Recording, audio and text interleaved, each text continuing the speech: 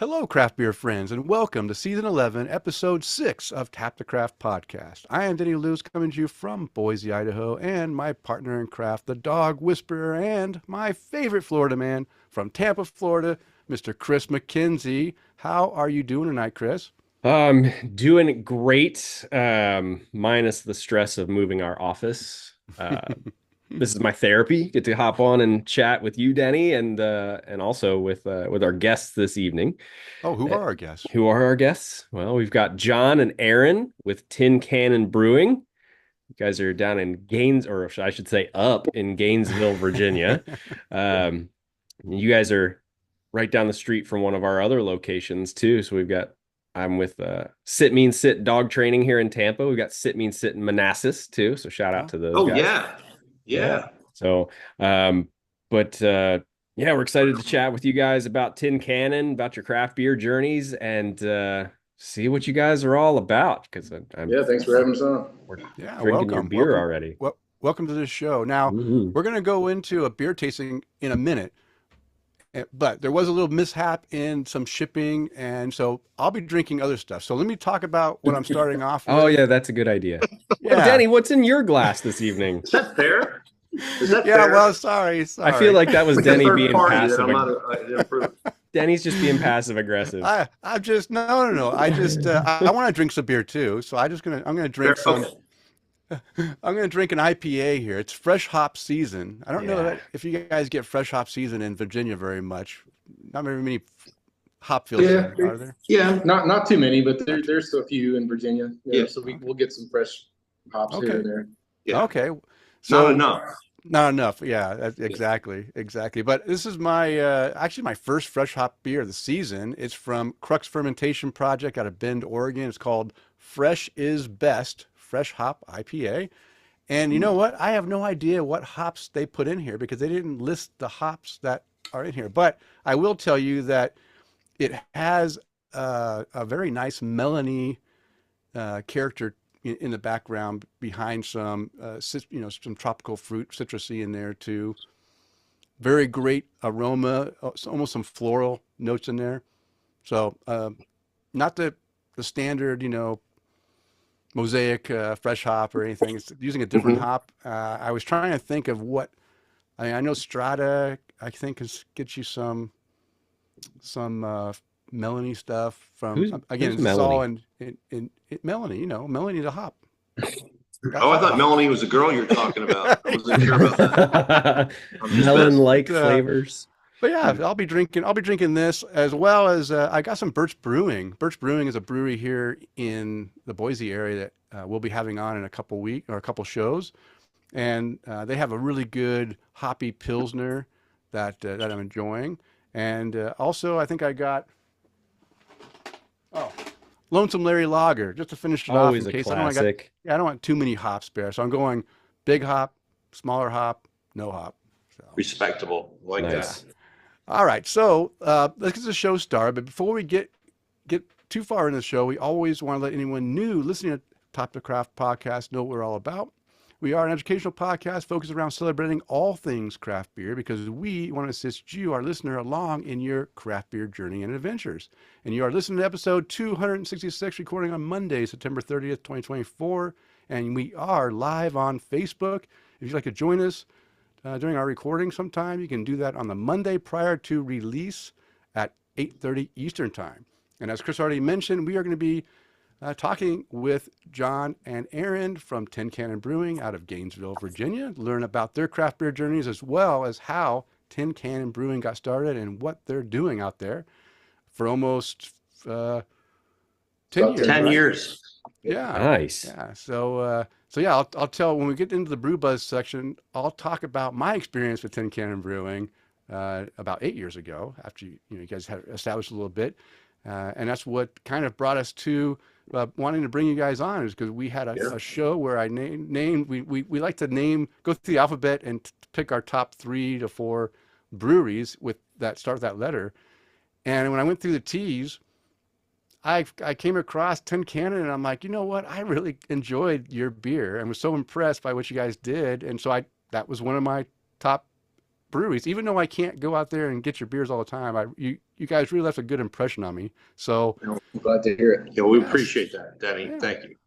And of course, you can count on some great conversation as well. And let's get that conversation started by going into a beer tasting. We're going to do the first beer of the night, Crash Into Me.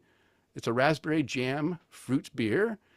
It comes in about 6.5% ABV, 18 IBUs, according to what you guys sent us. Yep. So, John, Aaron, who wants to talk about what this beer is about? So this is part of a summer concert series we did. So it's based on a blonde ale. The whole series is kind of based on a blonde ale. And so we kind of tailored each one of the individual beers after the main artist of the show. So this one was for Dave Matthews. So Nice. we thought Crash Into Me, of course, is the name, but the raspberry jam is sort of the flavor because they're a jam band. So we thought it'd be kind of funny. But it's really just kind of an intense raspberry flavor. It's easy to drink. It's a little sweet, but it's perfect. So we have these, we had it in 16-ounce cans so that people could just take them and walk from here to Jiffy Lube where the show was, and they can kind of drink that on the way to the show. Yeah.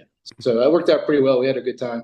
Yeah, and you're paying $20 for a Bud Light at the concert. You could pay $20 for a 4-pack here. A lot of people come, and we're literally a quarter of a mile away from the large concert. Oh, nice. So it makes sense for people to park their cars instead of trying to get out of the parking lot for 2 hours after a great event and a great day, and that's your bummer. You could just walk back here safely, get to your car, and leave. And so we get a lot of concert traffic. So it made sense to do a concert series beer for every major concert that happened this summer around our area. And, I think Aaron knocked this out of the park with the raspberry flavor. That's my opinion. Kris obviously has the can, and so does the UPS people in Denny's area. Yeah, they're drinking it right now. They're enjoying it right now. Yeah. They said, "Oh, there's some damage." Oh, wait a minute. Here's some damage. Yeah, damage. Yeah. The ice pack leaks. Whatever. Yeah. Go ahead. Well, you guys pack these things like freaking pros. I said, I know, dude. How could they say there's damage? There's some yahoo in Idaho who's in on some stuff. Oh man. But no, I would 100% agree with it. You guys killed this one because the raspberry flavor, it's not super sweet. It's not, you can tell it's real. It's not, right? Mm-hmm. It's and it's got a little bit of vanilla in there too. So it's just it's perfect. If I was walking, and I don't know if you guys saw the email I sent to you, I'm a huge Dave fan. My brother, you did. I saw it. I'm literally wearing a Dave hat right now. But I like your shirt too, by the way. Thank you. Not Dave, but the Grateful Dead. I got it. Yeah, but my brother lives in Delaware, and he's a huge Dave fan too. So he goes to Jiffy Lube live with my nephews anytime he gets the chance too. So now I've got a great place to send them for beer too. You do. Yeah, but yeah, absolutely. If I was walking to a concert, I'd probably finish 2 of these, maybe 3 in a quarter mile. Like these are real easy to drink. Really easy. Very well done. Thank you. Appreciate that. So this base blonde ale, if I remember correctly, this has been a base beer you've had for the beginning, right? From the beginning, yeah. That was one of our flagships. Yeah, because I remember having some variations of the blonde. I think you had a strawberry blonde that I really... Oh, yeah. Correct. Very popular. Like, oh, my God. We weren't shocked how many people like fruited beers, to be honest with you. We were more dark beer guys ourselves when we started. We learned IPAs during the build-out of our brewery facility because we did it all by hand ourselves, very...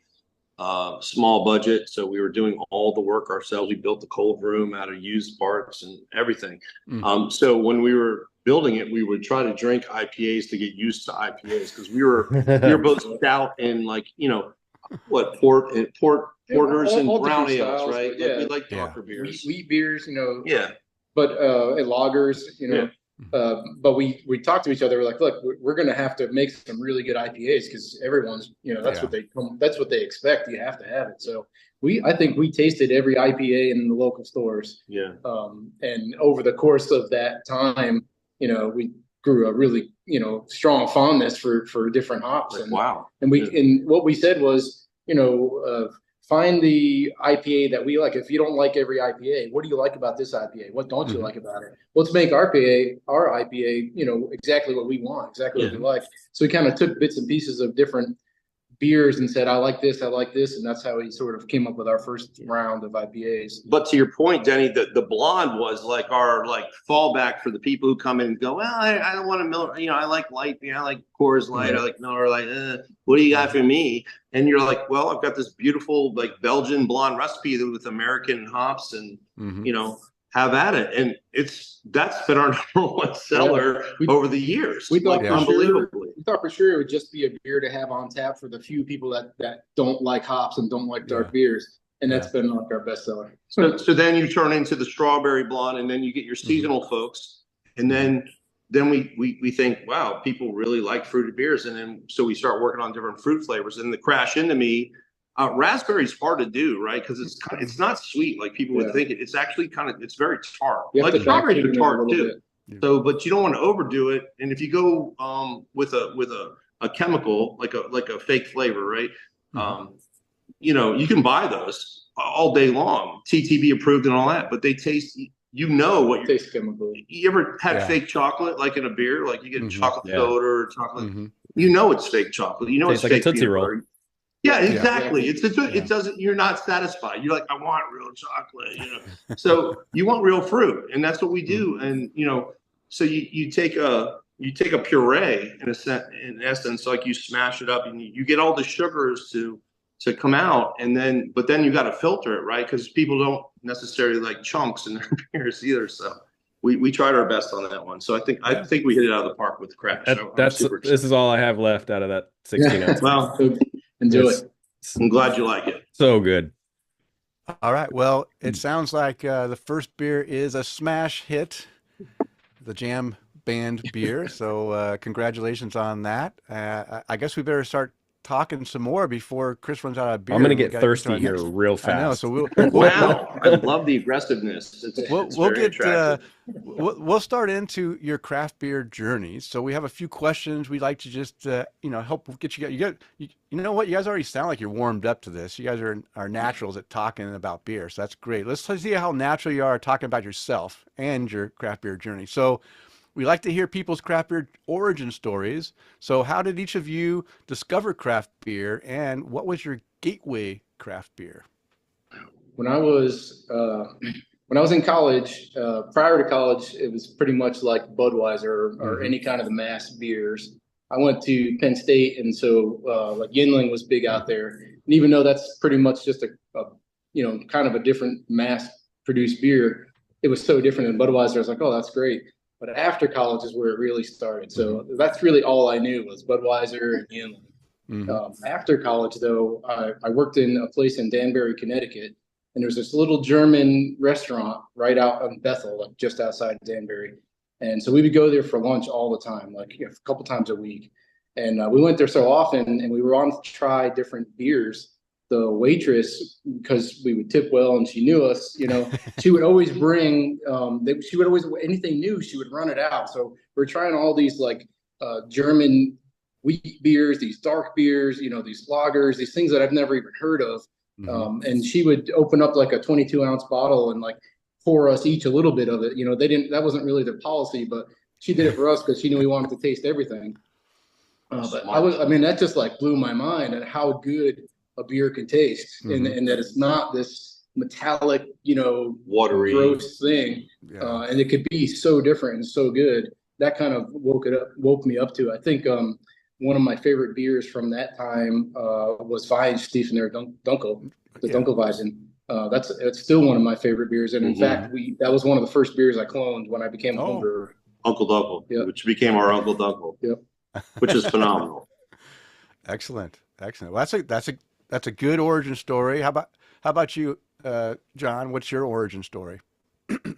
Well, I was a Milwaukee's best guy, the beast at my best, as a fraternity person who was in charge of getting kegs. And I'm talking early '90s, late '80s, early '90s. And honestly, the crazy part is after college, I stopped drinking beer because I was just wasn't my thing. So I didn't drink beer for 20 years. Oh, wow. And then I was in a Kmart, if you know what that is. Yeah. Yeah. I mean, Special. some of the younger Blue Light viewers might Special. not know what Kmart is. I'm just saying, you might have to explain this later because they don't exist. So I saw a Mr. Beer kit and I was like, oh, that looks really fun. I love science stuff. I love chemistry. And so I was like, I would love for one of those. And my wife's like, you don't even drink beer anymore. I'm like, yeah, but it's not that I don't like beer. I just don't like the beer I was drinking. So, Fair. okay, fine. So I got the kit and I really enjoy, I actually made beer and people are like, it's better. I mean, for what it is, right? It's a Mr. Beer kit. So it's all like, you guys, I'm not even going to explain it. But it's better than what I was drinking in college. So we were like, wow. And I'm like, okay, so I'm boiling some, pre-made soup basically and putting yeast in it. And then my wife was like, why don't you talk to my youngest child, who's now junior in college, was friends in church in Sunday school with this boy named Drew Ludwig, somebody's son. And Marcy's like, why don't you, talk to Drew's dad? And I'm like, who's Drew's dad? The guy with the cool beard who looks like he's going to stab me at church because he drives a Harley and stuff. Like, this guy's scaring the crap out of me, right? Like, I'm not going to talk to him in church because I don't even want, God, please don't let him sit behind me. That's the guy at church. This is him. And so we ended up, Drew and AJ, my son, wanted to hang out and stuff. So I'm like, wait a minute. So they get a play date. So we get to brew. Yeah, worked out. It sounds like a great Sunday afternoon. You know what I'm saying? So I reached out to Aaron. He had a brew room. I'd already been relegated to the garage. So I had a boil over in the garage and in the kitchen. I wasn't allowed to do in the house anymore. And so I was like, dude, can you have a brew room? And yeah. So we went over and he was so advanced, guys. He had built an electronic panel. He had everything was electrically controlled. I'm talking about the mash temp, everything was electric. He built it out of the garbage of his job. He pulled parts out and built a control panel. And I was like, I'm sitting here with a Bunsen burner, trying to not overflow. And so he's like, yeah, you come on over, we'll do a brew. And we started brewing together and I learned the science behind it. This guy, he's an engineer by trade. And I'm like, I'm just not smart. And so I kept getting around smart people and I learned how to do it. And then I was like, then I started thinking bigger, we need to take this to the next level. And he's like, yeah, we'll do a homebrew shop. And I'm like, no. There's 3 breweries in our area. We could be the 4th. And that's kind of what happened. Okay. Nice. Okay. So you start, so you had that brew kit and you just fell in love with brewing at that point. The science, Denny, you know how it is. Just trying. You don't screw something up and you let it do its thing and it becomes something that you love. And you're like, wow, maybe I could do this flavor and I could do, it's I guess it's like a baking show, right? For people that like alcohol. Mm-hmm. It's, wow, I can do this flavor with this amount of alcohol and it tastes great. And people are actually complimenting me and they're like, I love this peanut butter porter you did at your house. Oh my God, I've never had anything like this. That other peanut butter porter that's out there it tastes fake. This is real because we use real peanut butter, real chocolate and cocoa nibs, right? We did it in my basement, that kind of stuff. It was just fun. And then this guy was crazy. He's like, let's do a double decoction. Oh my God. And I'm like, God, it's going to take all day. That sounds good to me. You let him talk to you like that? I'm sorry. Go ahead. You were saying? No, right, we're just giving you grief about using terms like double decoction. Double I can't believe you just let Aaron talk to you like Trust that, me. especially a church-going man. Come on. You know how we feel as people who own a brewery now, and people come in, the home brewers come in, and they mean well, and we were them, and we get it, and we identify it very quickly. And they're like, you know what you should do? You should do this. And it's like, you know what? You should put your house on the line, and we'll see how you do it. Exactly. Yeah. Money where your mouth is, buddy. Yeah. We were there. Yeah. What is it we call the armchair brewers? Armchair brewers. That's your next beer name. All right. So what about favorite beer styles? Do you have a favorite beer style, guys? What about a go-to beer for you? You go first. It's changed so much over the years. Like John said, we both were kind of dark beer drinkers in the beginning, kind of went through a pretty long IPA phase. Lately, though, for me, it's sours. Oh, wow. If I'm just hanging around the brewery, I'm like, I'm just gonna have a beer before I head home. I usually go to get a sour first. And for me, I don't really like the kettle sours that are super poppy and sweet. I call them lollipop beers. They sell great, and I'll make them all day. We have some good ones. I'll make them all day long because they sell. But for me, I want like a wood aged, red. You want Flanders? I want a Flanders red ale. I want something with a lot of character that's been brewing for a long time.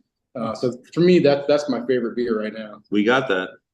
We have that too. One of those, yeah. We just have to tell people when you say you want a sour. What kind of sour do you want? Like, you want fruit in it?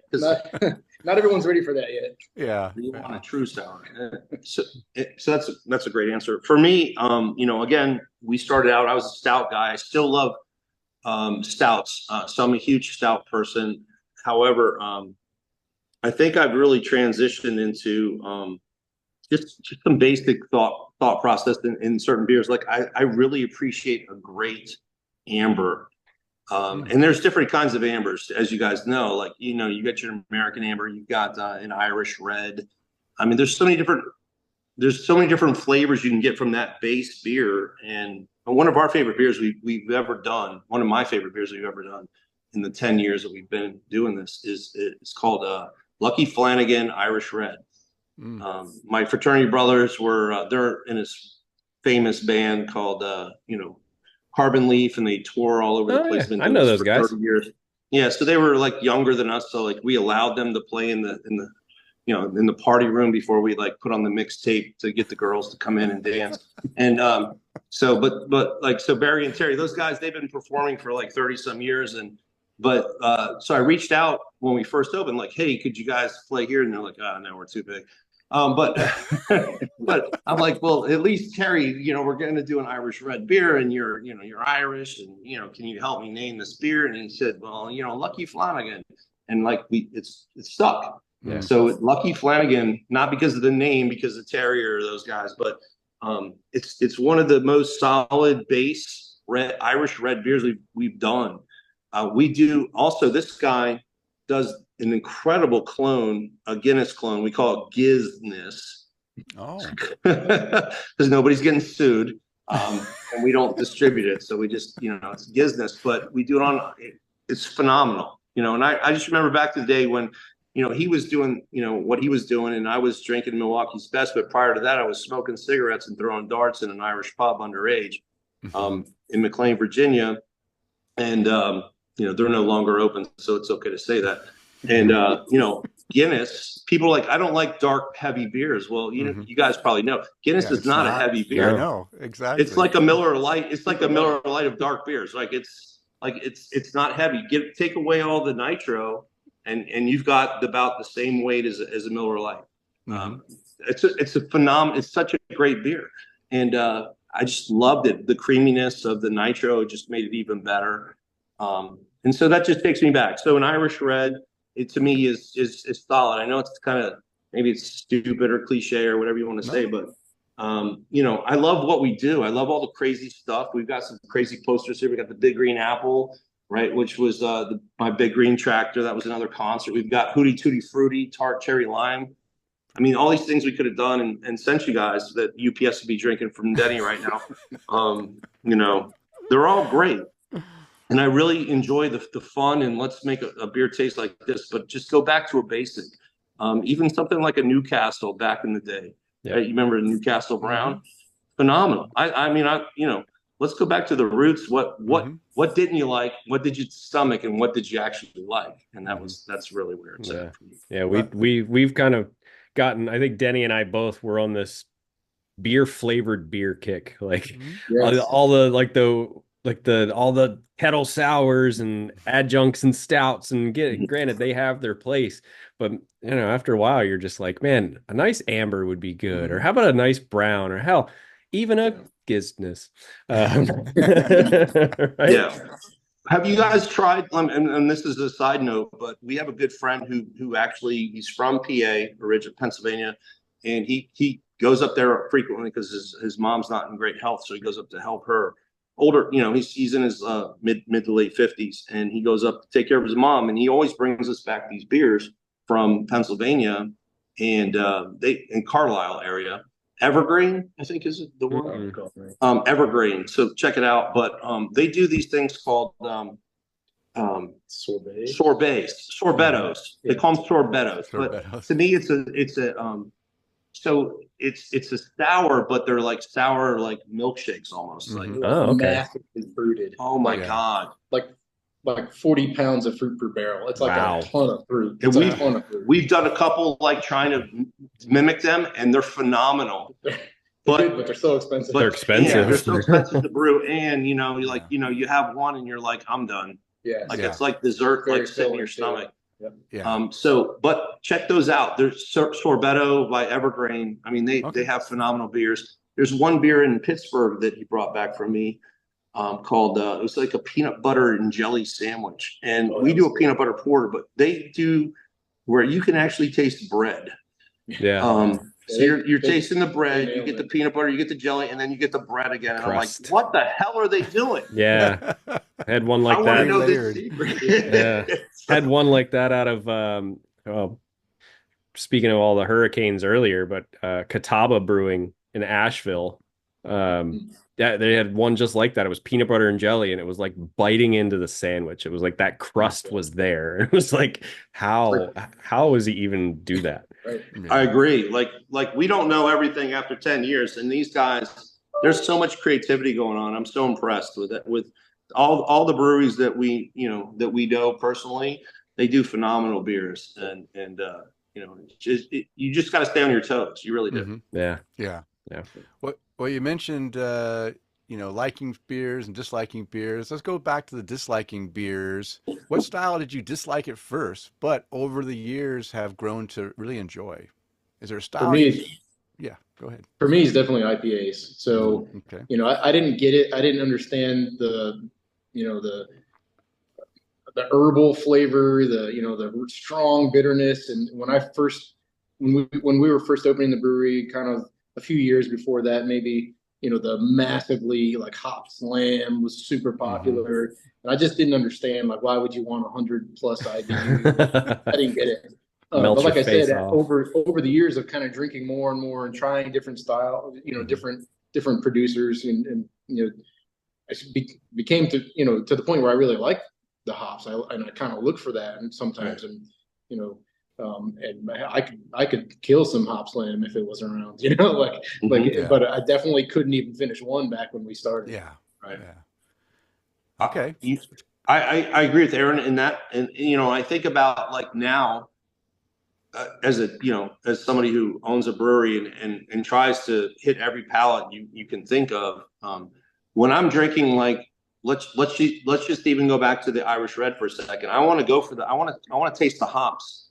Some beers mask hops very well, where you get no hops, right? And that's the I want a blonde. I don't really want any hop flavor. Right. You have your bitter hops, but they're not really expecting anything. But certain different kinds of ambers, you have different kinds of hops, and you can look for them. What about like the you think about like people like an Oktoberfest, but you have the noble hops, right? You have the Munich hops in there, and you look, and I look for those because of IPAs. Like hops was like a big no. That was like, for me early on. But as Aaron said, we purposely made ourselves drink different hoppy beers on purpose. So our original flagship IPA was a double IPA called Twin Cannons. Yeah, I rated that one high. Yeah. So do you remember that one? You had that. Yeah. I think. Yeah. So Twin Cannons before Heavy Seas came after us and said, no. And that's a whole nother story that we could tell you in a heartbeat. But to be cool about it. So Twin Cannons was kind of it was kind of a combination of maybe 90-minute Dogfish with Hopsecutioner, which was Don Spirit was Terrapin. Before they got bought, I don't. I'm sure. So the thing about getting bought, by the way, I never had a problem with a brewery getting bought by a big, like, they got bought by, I think, Miller Coors. We knew the owner of Devil's Backbone for a couple years, and we knew the brewer. He came up and hung out with us while we like splashed mash on him and stuff when he was hanging out with us while we were brewing back here in our 2-barrel system. And they got bought by, Anheuser InBev. And, everybody goes poo-poo on those guys. And it's like, you know what? That's kind of like the golden parachute for somebody like us, right? Like we still have full-time jobs. Like this is not, this is like full-time job. We don't get paid for it. We just do it because the second full-time. Yeah, we love it. And we want to have people love our beers. But those guys, they got bought, and you think the quality control that goes behind what is purchased to ensure that what they bought stays at a high level.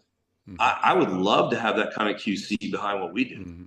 And I think, so that's our perspective on, other people going, oh my God, they're they got bought and now they're not as good, or they, I don't know, they got all the R&D behind them now. I think in the beginning that did happen, though. I think in the beginning when Budweiser was out there buying brands, they said, "Oh, we can make this beer, have it in our lineup, but make it cheaper." But I think they've learned that lesson, because now, when we talk to the guys at Devil's Backbone, they said no, they are totally hands off. It's just that they have a bigger network. Yeah. So I mean, but you got all that QC, you got the R&D development, you've got everything coming in behind you saying we're going to keep this quality at this height. What we bought is what we want, right? And what we're going to produce for the public, and we're going to make sure that that doesn't drop. Like, as a craft brewer, like there's a threshold and a balance where we could say it's coming in at 8.1 or at 7.9, and there's that, right? But there it's like, it's got to be this. It can't be this or this, off 2 points or 0.2 points. It's exact, which I respect.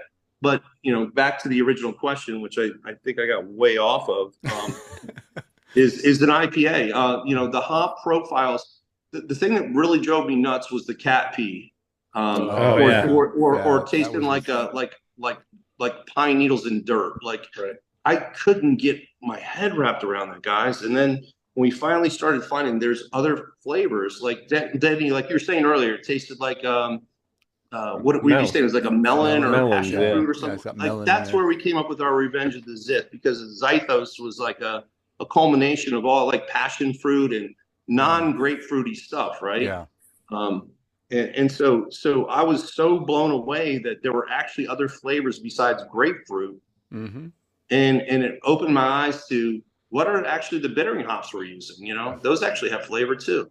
The Galenas and the Columbus and these other kinds of hops that don't get any front play because they're always the bittering hops. But you could actually kind of tell when you tune into these things and you appreciate in any beer, including when you let a Budweiser warm up. Yeah, you say, "Oh, there's actually hops in here." I'm just saying. Yeah. Hey, listen, I'll drink a Coors Banquet any day. Yeah. Dude, 100%. Yeah. I mean, we've all seen the show. We know the deal on that one. Yeah. So I'll take a Coors Banquet. Yeah. Well, what about what's a brewery or a beer that you guys don't feel gets enough love? That's a good question. A brewery or a beer? Yeah, either one. I don't know. That doesn't get enough love.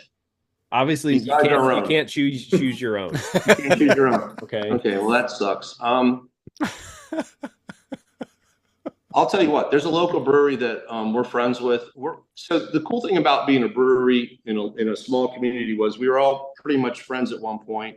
As it gets more and more, and there's more breweries that pop up, it's not necessarily like that. But there is a local brewery who won some Virginia craft brew stuff called True Vine, and you can't even like pronounce it. I mean, I pronounced it correctly, but I couldn't spell it. Is what I'm saying. But these guys, they're all good guys.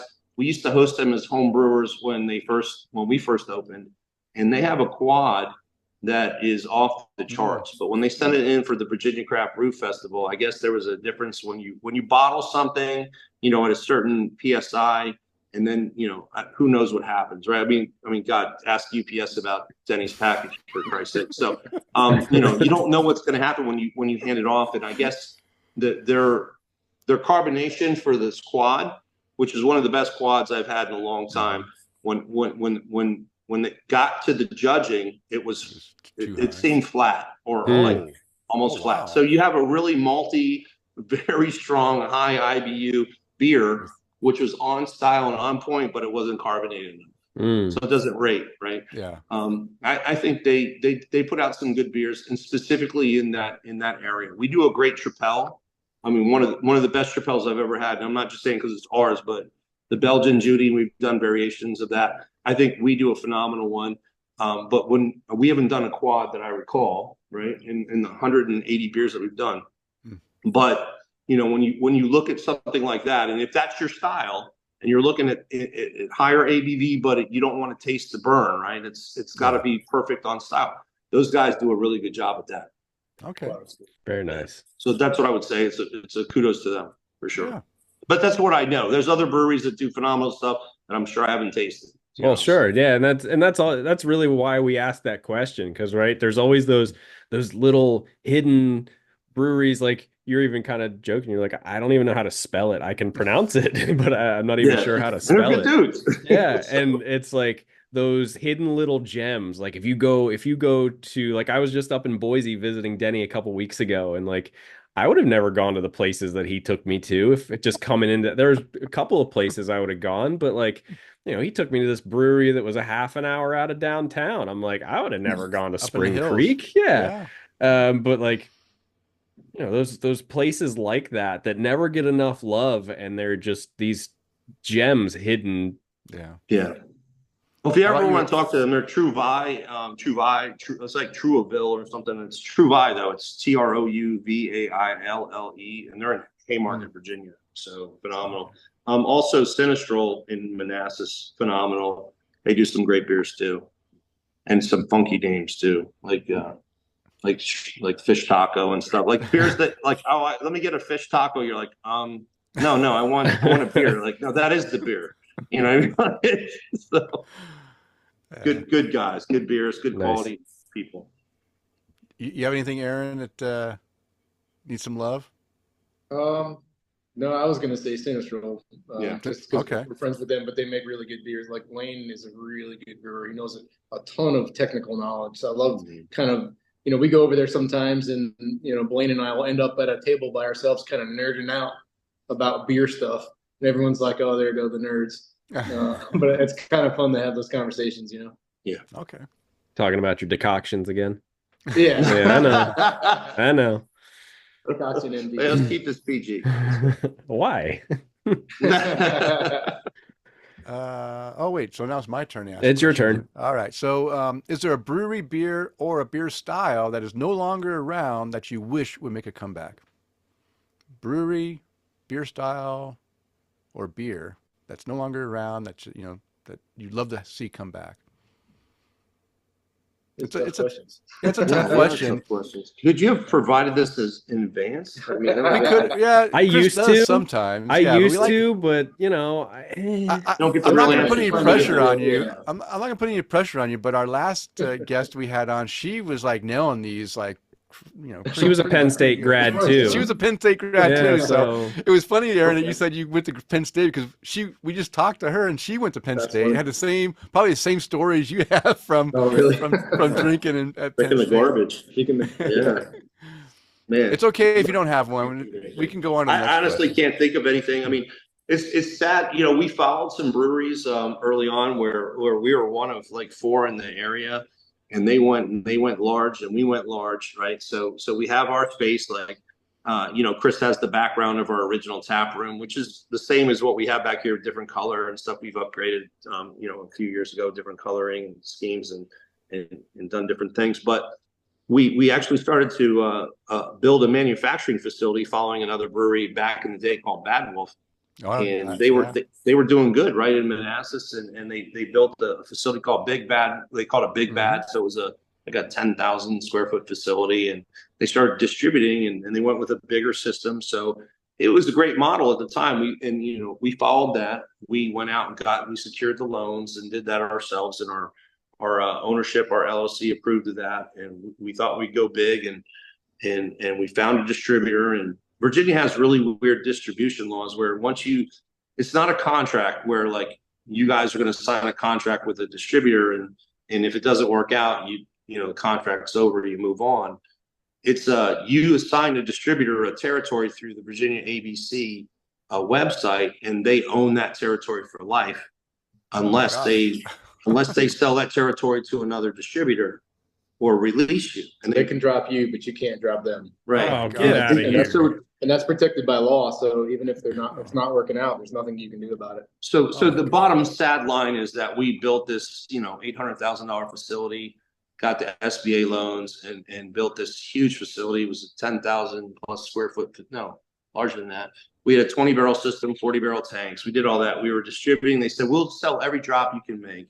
We made every drop we could, and they came in and said, we'll buy 2 pallets of your blonde, a pallet of your twin cannons, and like 5 kegs of blonde, maybe 10 kegs of this. See you next month. And we'll talk to you next month. And by the way, holy crap, your net 30 doesn't mean anything to us because we'll pay you when we feel like it.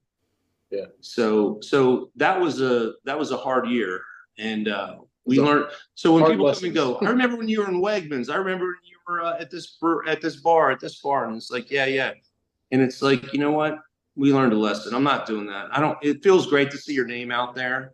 You go into a restaurant and your stuff's on tap. That's cool.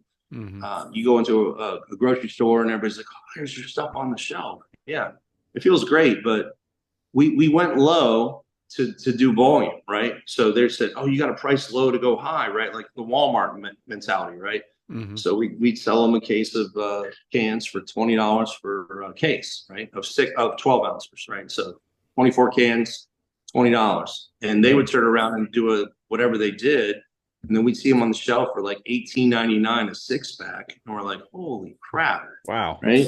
But or the guy down the street, the pizza guy, who would come to us and go, "Why are you selling me a keg for $200?"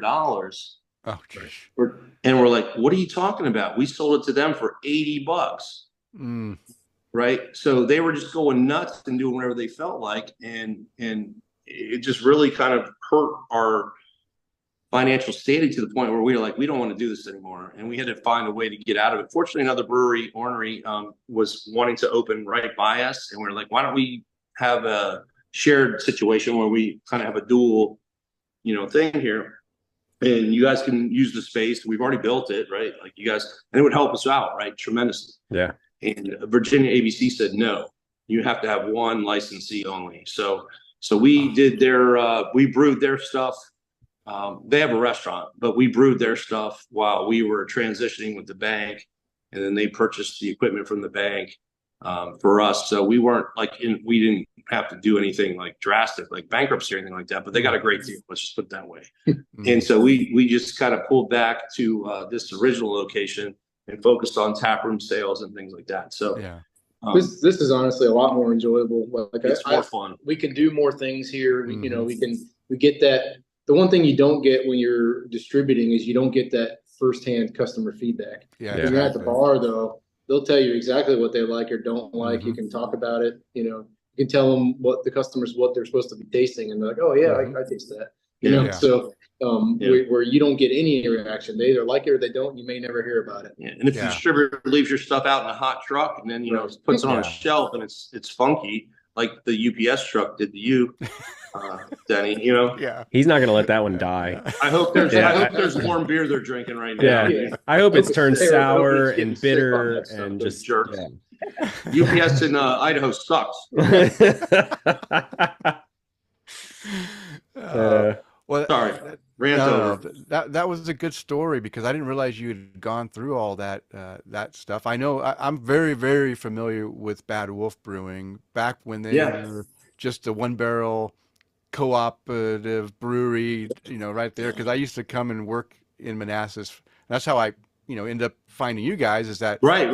My main place was Bad Wolf, and then they opened that bigger facility, and Big Bad. It was okay, but it was a little bit big. I loved the small little thing, so I would just go and and drink over there at the small place because I just felt like I was more, I mean, that space is so small and you just felt, cozy. You could talk to and, Jesse, right? You could talk yeah, to all Jesse, of those guys course, that work there. yeah, Claire, yeah, you yeah. guys, Claire, you knew the Claire was people. great. It's cheers, man. It's like, Yeah. this is your spot. Yeah. Did you ever have the Rausch beer they had? It was the I did have the smoky- Rausch beer. Oh my Yep. God, I love that beer. I was so blown away because you can overdo a smoke beer in a heartbeat, and they Yep. did such a great job with that. Yeah, You're so I happy would to have drink everything that they would put out, and Claire was wonderful, and Jesse was right there serving beers as well, and had a just big knife chatting on up. his side, could have cut Yeah. you when he wanted to. Yeah. He ended But, up working for us down Oh, really? at our bigger location for a while. Yeah, he's such a good dude. So did Bad Wolf go out of business altogether then? Well, they sold. They sold it. Oh, They sold the bigger location to Tucked Away, and then they sold the smaller location, and it kept the name Bad Wolf for a little while, and then they eventually closed that and sold it to somebody else. Who opened up, and now it's called Brightworks. It's a brand new, same facility, but it's called Brightworks. So I don't know that person. They haven't really talked to us anyway in the community about it. And Heritage is still across the street from there. I know they've changed ownership since probably back when you knew them, and they're still around. So good for them, right? Heritage came in. What Heritage did is they came in like big, like almost. Yeah. I mean, they came right in. They had all the right stuff, and their beers were okay. But to me, their beers were kind of all the same. To me, it's just like I need variety, right? I need a little something different. There was nothing bad with the beer, but I went there like twice. And I realized, no, I'll just go to Bad Wolf. And then, as you know, then when I found you guys, I literally went like during the week, and I enjoyed what I had so much. I went back on the weekend to have more because I was that impressed with what you guys did. And then it just happens that I haven't been back to Manassas since that time, or I would have, come visit you, and I will visit you guys again once I do come back out there. But absolutely, brother. When I do, I try to find, beers and breweries, around my area that I can go to. And when I saw that you guys, from the last time I was there, that you guys had opened up, I had to go out and check out what you guys are doing. I'd never been to Gainesville before, and it wasn't that far away from, Manassas, 20-minute drive or whatever it was. And right. But yeah, that's how I found you. But yeah, I really loved the stuff that Bad Wolf was doing, and again, mainly when they were doing it in that small 1-barrel brewery, because they were just making some incredible beers that small batch stuff that was just really good. Yeah, you're right, Denny. There's something to be said about the environment, right? Like there's a lot of breweries that have opened since where they go large, right? And they do really beautiful facilities. Like, I mean, very enviable facilities. Like if I had that kind of money, heck yeah, I'd do that too, right? And if I wasn't locked into an industrial park because I was the first in the county and that's where they said you're going to be, and now you could be wherever you want. Yeah. I mean, do the sound stage, right? Do these. I mean, gorgeous. Like, and we're friends with there's one in Gainesville right on Lake Manassas, and a lot of the bands that played with us played here, they play there, and it's phenomenal. It's fun to go watch, right? And it's a beautiful scenery and viewery or whatever you want to call it. And they have the facilities to do that, but we focus on the quality of the beer, and we have to make the beer as good as we can because we want you to remember the beer and your experience versus wow, it was really pretty that day. You know what I'm saying? Exactly. Yeah. Yeah. Okay. I think Kris is getting thirsty. Yeah. Well, Kris, go for it. Oh, you already poured it? I've already poured it. Oh, okay. Come on, man. That's twice you've ruined it. I didn't drink it, though. I didn't drink it. Well, it is beer tasting number 2. The Azaccit-To-Ya. Azaccit-To-Ya, New England Hazy IPA, 7.9%. That's a big hazy. That's like a double hazy. I was really like, I poured it in the glass, and I was like, it's like iced tea colored. It is. It's a little got a little bit of amber color there, huh? Yeah, I was a little surprised on the color too of it, and well, that's not supposed to be. I gotta tell you, too, that's not supposed to be like that. I don't know what you got there. Yeah. Well, does it smell like an IPA? That's not an IPA. I don't know what you got there, but that's Oh, not what maybe it's it supposed to was- look like. Maybe it was the wrong label on it. Maybe. Possible. It's possible we got the wrong label on Did I it. get double labeled? So you got the No, we don't- dunkel. Oh, it might have been one in our fridge that was like that. Yeah. We tested a label on it. Oh. Might have got mixed up. Hey, I get to be Oh, the no. guinea pig. I honestly have no idea what that is. Maybe It's, tomato it's, juice. is it your dunkel? I don't know. Whatever it is, it's I don't know. It's yeah, Come it's on. weird. It's weird. It's like iced tea colored. Pull out some. Oh, maybe it is an iced tea. Do you guys? No. I bet it was when we put a label on. I think the Azaccit-To-Ya that he got was one that we were testing a label on. show it. down the I don't Azaccit. think it's an Azaccit Oh, shut up. because we got it out of our fridge. Remember, we had some that we were. Oh, what the hell is that? I don't know. No, that's not it. Okay. Well, I'm gonna drink it anyway. Damn it. No, don't. Don't tell me it's like V8 juice or something. We were working on the cans. No, it's like iced tea colors. Is it? What does it take? Come on, use your Okay. tastings here, Kris. Tell us what you're tasting. That sucks. Is it caramelly? It Is is it weedy? caramelly. It's Is it? Can he you was pull like, out? no, don't drink it. Well, it's embarrassing. So here's the one thing. So we got to the canning label after we sold the big facility. You know, we decided to start doing like smaller canning runs, and we bought this little thing off of Amazon. And you could do like labels, and the Azaccit is an old label. You can actually see it says Manassas on the side of it, right? Right. Like which is our facility down there, Okay. the big one. And so we're like, well, we need to test this. So I had like a Diet Coke like a can, and any 12-ounce can I had, I was doing it. I had a V8 can. Thank God you're not I'm drinking glad that. I wasn't V8. That would have been, unless what? it was like a V8 with like some bacon in it or something like that. I wish it was V8 because then I'd know what it was. Yeah. Does it taste like alcohol though? It does taste like there's alcohol in it. So Okay. I mean, we got that going. Can you for us. peel the label off the can, Kris? And see Yeah, what it says? there's nothing on it. It's a blank can. That is so weird. Wow. But it tastes like alcohol. That's really dark though. That's not. That's not. I'm gonna show you. Hold on. I was just thinking maybe it was your dunkel or a brown. We didn't have that on tap. I don't know what else. Okay. But it's funny. We've done it in the past where we've had listeners send us beers and they'll wrap the hell out of them, and then they go, "Tell us what it is." Yeah, we've done blind tasting. And we both we're are doing about blind 75% tastings on them. We're pretty good. They give us some pretty good clues. we can get the style, and then we're like 75% of actually guessing the actual beer. I don't know. How could it? All right. So this is right. So that's what you had. You got one of those. So I don't know. Maybe your thing got heated up in the hurricane or the tornado or whatever the hell it was. If Florida had its effect on it. Go ahead and pour it before you. This is it. Maybe it is darker. Yeah, it might be. Oh, I think it looks darker on camera. look, than that it one's dark too. Bad lighting. But does this look similar? It does look Yeah, it's the similar. same color. Yeah. All right. So hopefully you are drinking the correct thing because I swear to God I didn't send you applesauce, dude. It looks darker than Like there's an IPA flavor to it, but it's really subdued. Like this is a 98 IBU beer. It is. No, not in this. Does it taste like wait. 7.9%? No, it's not, though. This That's is the old label.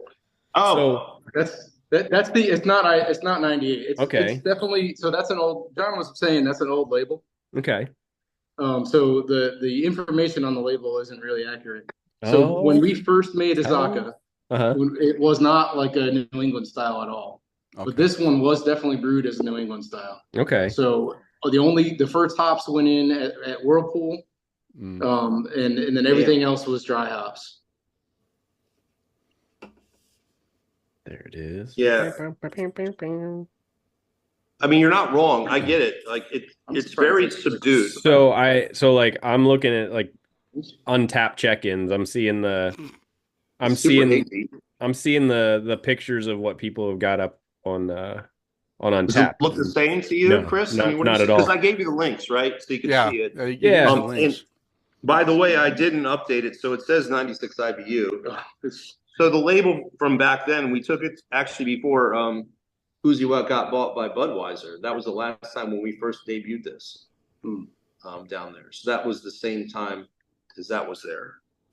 Before Devil's Backbone got bought by InBev. We had this beer down there, and it was more to be. I don't know what you said when I was stepping away, but it's mostly to be a New England style. Really. Well, the current series. So like I said, originally the Azacca, it wasn't that, but it has the Azacca hops. That's where it came from. So we kind of took that same beer and made it in the New England style, like I said. Yeah. So what you're tasting is more the New England style. I'm kind of surprised that that it's so dark though. Don't recall it being that dark. Well, I mean, like I said, comparing it to pictures that I can see online, I mean, it's got a little more brown to it. Like I'm holding it up to. Yeah, it looks exactly like John's. Yeah, you're right. No, you're right. But we have it on tap, and it doesn't look. It's not this dark. Like no, on tap, what you're seeing. Maybe it's changing. I have no idea. What you're seeing here is way different, just because of the light that I have up here. Yeah. So give you kind of a. Let's see. Let's hit it with the light. Yeah. Yeah. That's a really bright. It's still more applesauce saucy than I prefer. Yeah, but it's hazy as hell. I guess that's what I would have pictured. We got. I guess that's the light. We got Edison bulbs in here, but I'm not really sure. Lighting. Okay.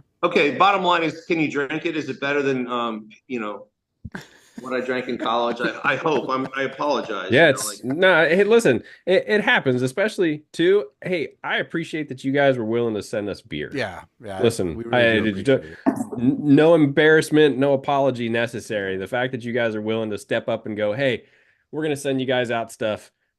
We really appreciate that. And we get the chance to chat with you about something you guys really love. And when it comes to stuff like that, I know how you feel. So I totally get it. But hey, based on the stuff that you were talking about drinking back in college, it blows it away.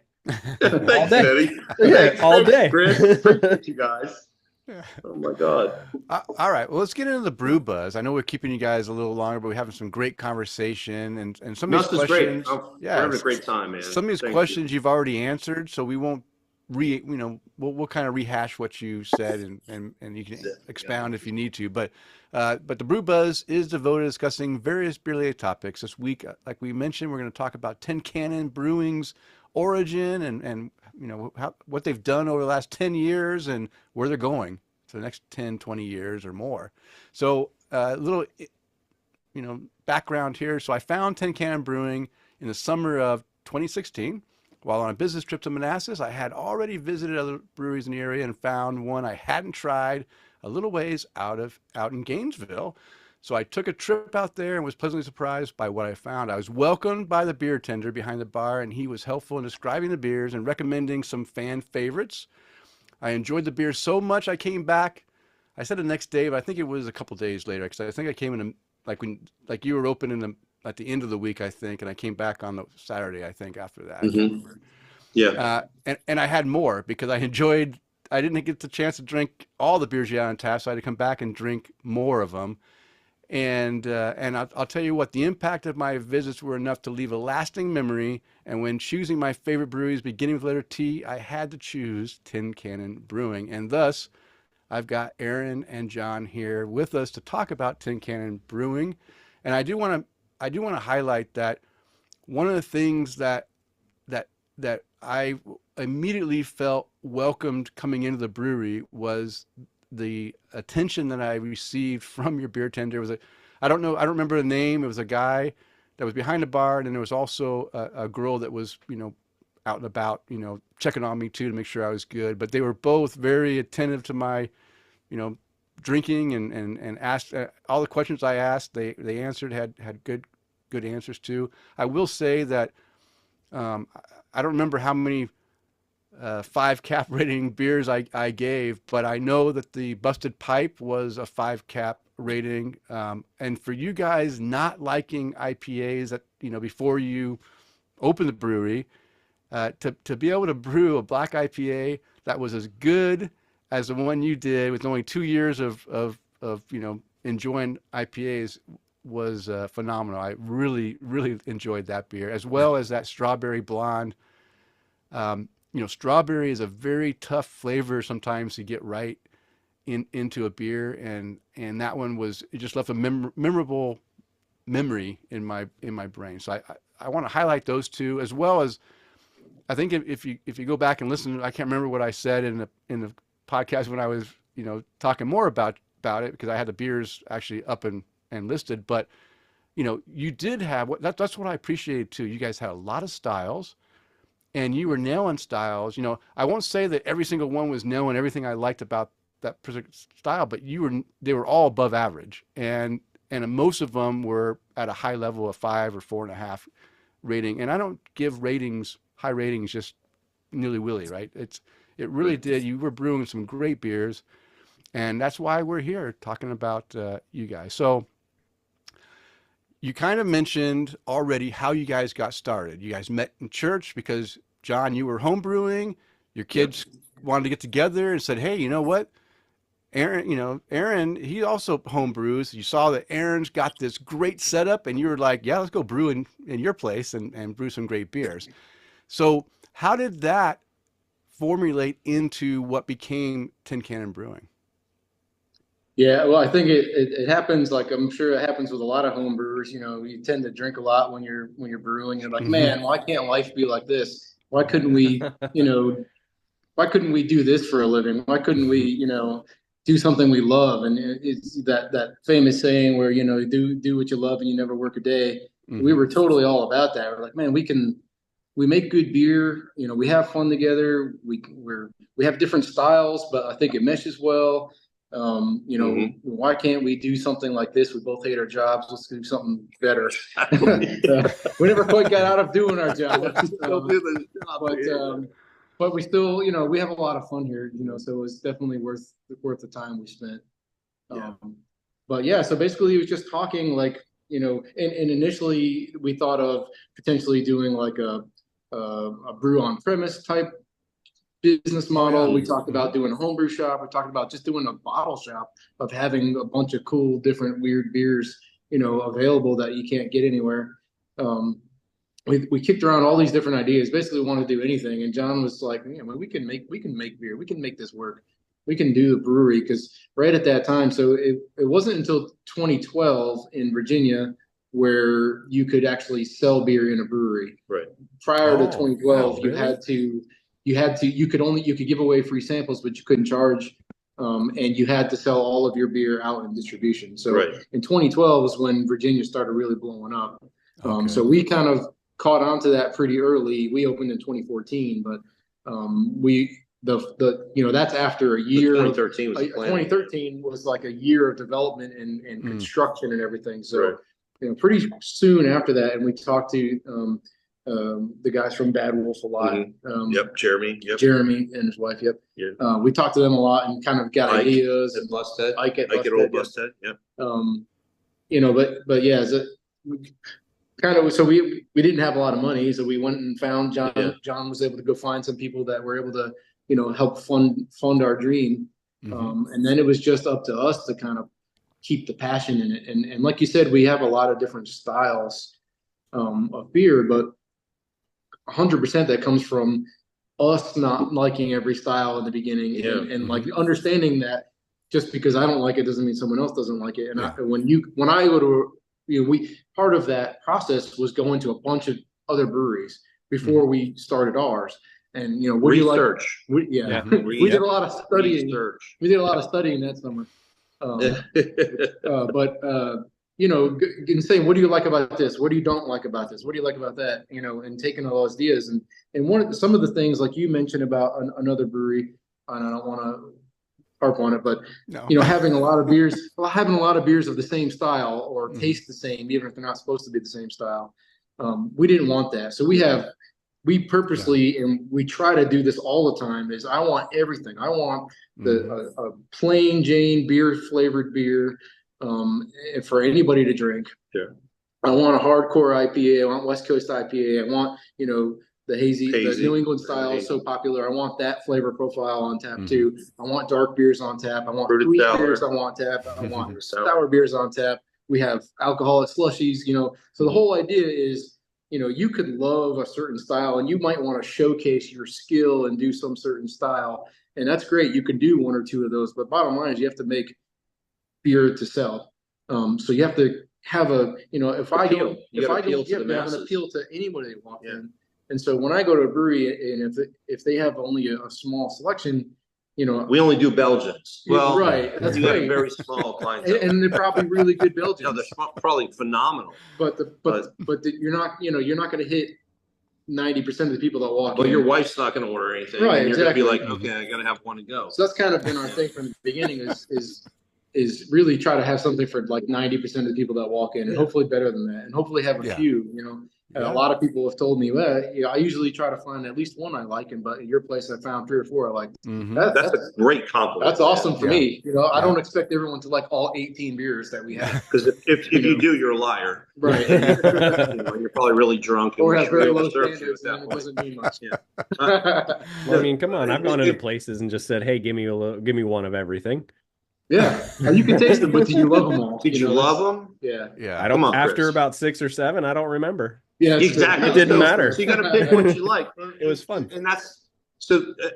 Again, and here's let's flip the script for a second here. So you guys walk into a brewery and your intentions are great. You meet the owner, you talk to him, you say, "What's your favorite style?" Forget that. What's your favorite beer on tap right now? That's a loaded question, man. Oh, yeah. Don't ask the owner. They're all my their babies. Favorite. I love all my babies. Which kid would you sacrifice first? I mean, it's like, no, Sophie. It's not my choice. You know what I'm saying? Like, he named like her. It's a loaded question. Like, I try to appeal. Sorry, Sophie. I mean, but like the brewery owner tries to appeal to the masses, right? And we're spitballing on some stuff, right? Some stuff we don't like. Yeah. But people do. Yeah. Your wife might like my apple cider slushy. You might not. I don't know. Oh, I hate cinnamon. Well, then don't drink that. You know what I mean? But don't go rate it a 1-star on Untappd because you don't like cinnamon. Don't drink it. Right. Yeah. You know what I'm saying? Like, we get some of that. I'm sure you've talked to people a lot of times where they get rated 1-stars on IPAs because they're like, well, it's not really my style. Yeah. I didn't really like it, so the 1-star. And it's like, come on, man. I don't go to a restaurant. As a business owner, we don't rate other businesses. Unless it's 5 stars, I'm not saying squat. Yeah. I'll tell the owner of Truvai, man, dude, this is the best freaking quad I've had in a long time, dude. I love this stuff. But I'm not going to go out and rate somebody because we've been rated so much that, it's painful, and what somebody does, what they don't realize is when I had a guy come in a couple of months ago, he came in with his dad. They were playing golf down here in Gainesville by the RTJ course, which just had the Solheim Cup, right? And they're coming from Maryland. So they're paying big bucks to play this course. They're driving 2 hours back, and he comes. He's like, I looked up breweries. I'm like, dude, thanks for coming in. Really appreciate you thinking about us and swinging by and having some beers. And he's like, oh my God, you're one of the owners. What's your favorite beer? And that kind of thing. And I'm like, he's like, what would you rate this beer? And I'm like, that's a loaded question, brother, because I'm not going to serve you a beer that I think is less than a 5, but I know you're not going to rate it a 5. So what? You should be honest with whatever you're going to rate. Yeah. Well, he's super cool to me, right? And he tipped my staff well, and I appreciate that. I look, I go back and I see what you read or stuff is like. He's like 4.1, 4.2, but he was like telling me it's like 5-star, and it's like just you're better off not saying anything and just keeping it to yourself. But as a consumer, when you're out rating people's beers, it really impacts their bottom line, and so you've got to be cognizant of that. If you're going to say something hurtful, don't say it. Just don't say it at all. Just rate what you like and don't rate what you don't like. That's I'm just saying as a business owner, be fair. That's all. Because it does impact the businesses tremendously. Yeah. So sorry. Rant over. No. Have another beer. How is your soapbox, by the way? No, you're not the first. You're not the only one that. We understand this because almost all the breweries, like some don't even care about Untappd, and they don't even pay attention. But some do, And it does get frustrating to see exactly what you're talking about, especially when people don't like a style and they rate it low just because they don't like the style. Well, don't rate it at all. Drink it, check it in, but don't put a rating or don't say anything negative about it if you know you don't like it. And that's I have some friends that yeah, they'll try different beers. If it's a style they don't like, they just don't put a rating. They just check it in so they can remember they had it and move on. Yep. So do a personal check-in, but maybe don't rate it, or I don't know how that works, honestly, because I've never logged in Untapped since we owned this place. Before we did, I would go and rate beers too, and I would say what I thought, and then after that, I realized the impact that it had on the business itself. So I don't do that. I would make a personal note, So as an example, so Pilsner, what's the best Pilsner out there? What your Oracle, whatever, what's the commercial? Pilsner Quell. Yes. So I don't like Pilsners. I'm not saying I don't like Miller Lite because nobody likes Miller Lite, but I do like. Okay, so we do one called TGLF, Taste Great, Less Filling, and it's one of our best sellers because we get a lot of folks in, like we talked about, that don't. We're trying to appeal to the masses, and you know what? By the way, our TGLF against Miller Lite tastes like Miller Lite should taste. It's fucking. I'm sorry. It's phenomenal. It's a great beer. I love it. I think it's a great beer, and I could drink that on the golf course all day. I love it. It's super. It's flavorful. If you didn't cut corners and use fructose, this is what it would taste like. And a lot of the locals, we all like Truvai, all these guys, Blaine, we all do like a version of our own Miller Lite, right? And it's actually a good beer, and that's a Pils too. But I'm talking about Czech Pils. I told one of our guys who works here, he's a great guy. He's one of our servers for years. He's also he took the brewery course and he actually knows his stuff. And he comes in and he says, "Try this beer." And it's a Czech Pils. And I was like, dude, I don't like Czech Pils. I'm just telling you, I don't like Czech Pils as an individual. I know what a Czech Pils should taste like. I just don't like them. And he said, no, try mine. And so you know exactly what I'm talking about. Yeah. So I said, okay, I'll try it. It was good. And you know what? It was good enough for me to say I don't like it because he did a great job. He nailed it. And I said, dude, if I like Czech Pils, this is the style. You nailed it, but you don't like it, do you? I said, no, I told you I don't like Czech Pils, but I don't like yours, which means you did a great job. And it didn't go over well with him, but I think you guys get what I'm saying is that just because I don't like the style doesn't mean he didn't hit the style on the head. He nailed it. Man. I know what I don't like, and I told him that up front. And I think if I was a person, as a consumer, going to his brewery and rating his Czech Pils, and I'm going, 2-star was okay, I don't like Czech Pils, that would affect his business. And that's my point, is that he nailed it. I just don't like that effervescent bubbliness on the mid range in the back of my tongue. It makes me feel like I'm drinking brut champagne, and I don't like that. Okay, your turn. They're like, right. Shut these guys off. Shut down up and let Aaron talk. Well, that's honestly that's what we look for when we have these questions, right? Because I'm not gonna get the same answers from people, right? It's really just a conversation starter, and but I hope your audience appreciates the perspective, right? It's not being a jerk or anything like that. It's where the money meets your mouth, whatever it is, where the money meets your mouth, right? What am I trying to say? Money where your mouth is kind of situation where Thanks, it can Aaron. impact somebody negatively. And you're not wrong. You're as a consumer, you're not wrong. But you've got to you got to keep the perspective of how does it impact the person who's owning the business, who's got their house on the line, right? Yeah. It can be a negative, and I don't. My wife and I, Aaron, I'm sure you and Jen, you guys don't, rate restaurants where you go eat and it's a so-so meal. I either like it or I don't. Yeah.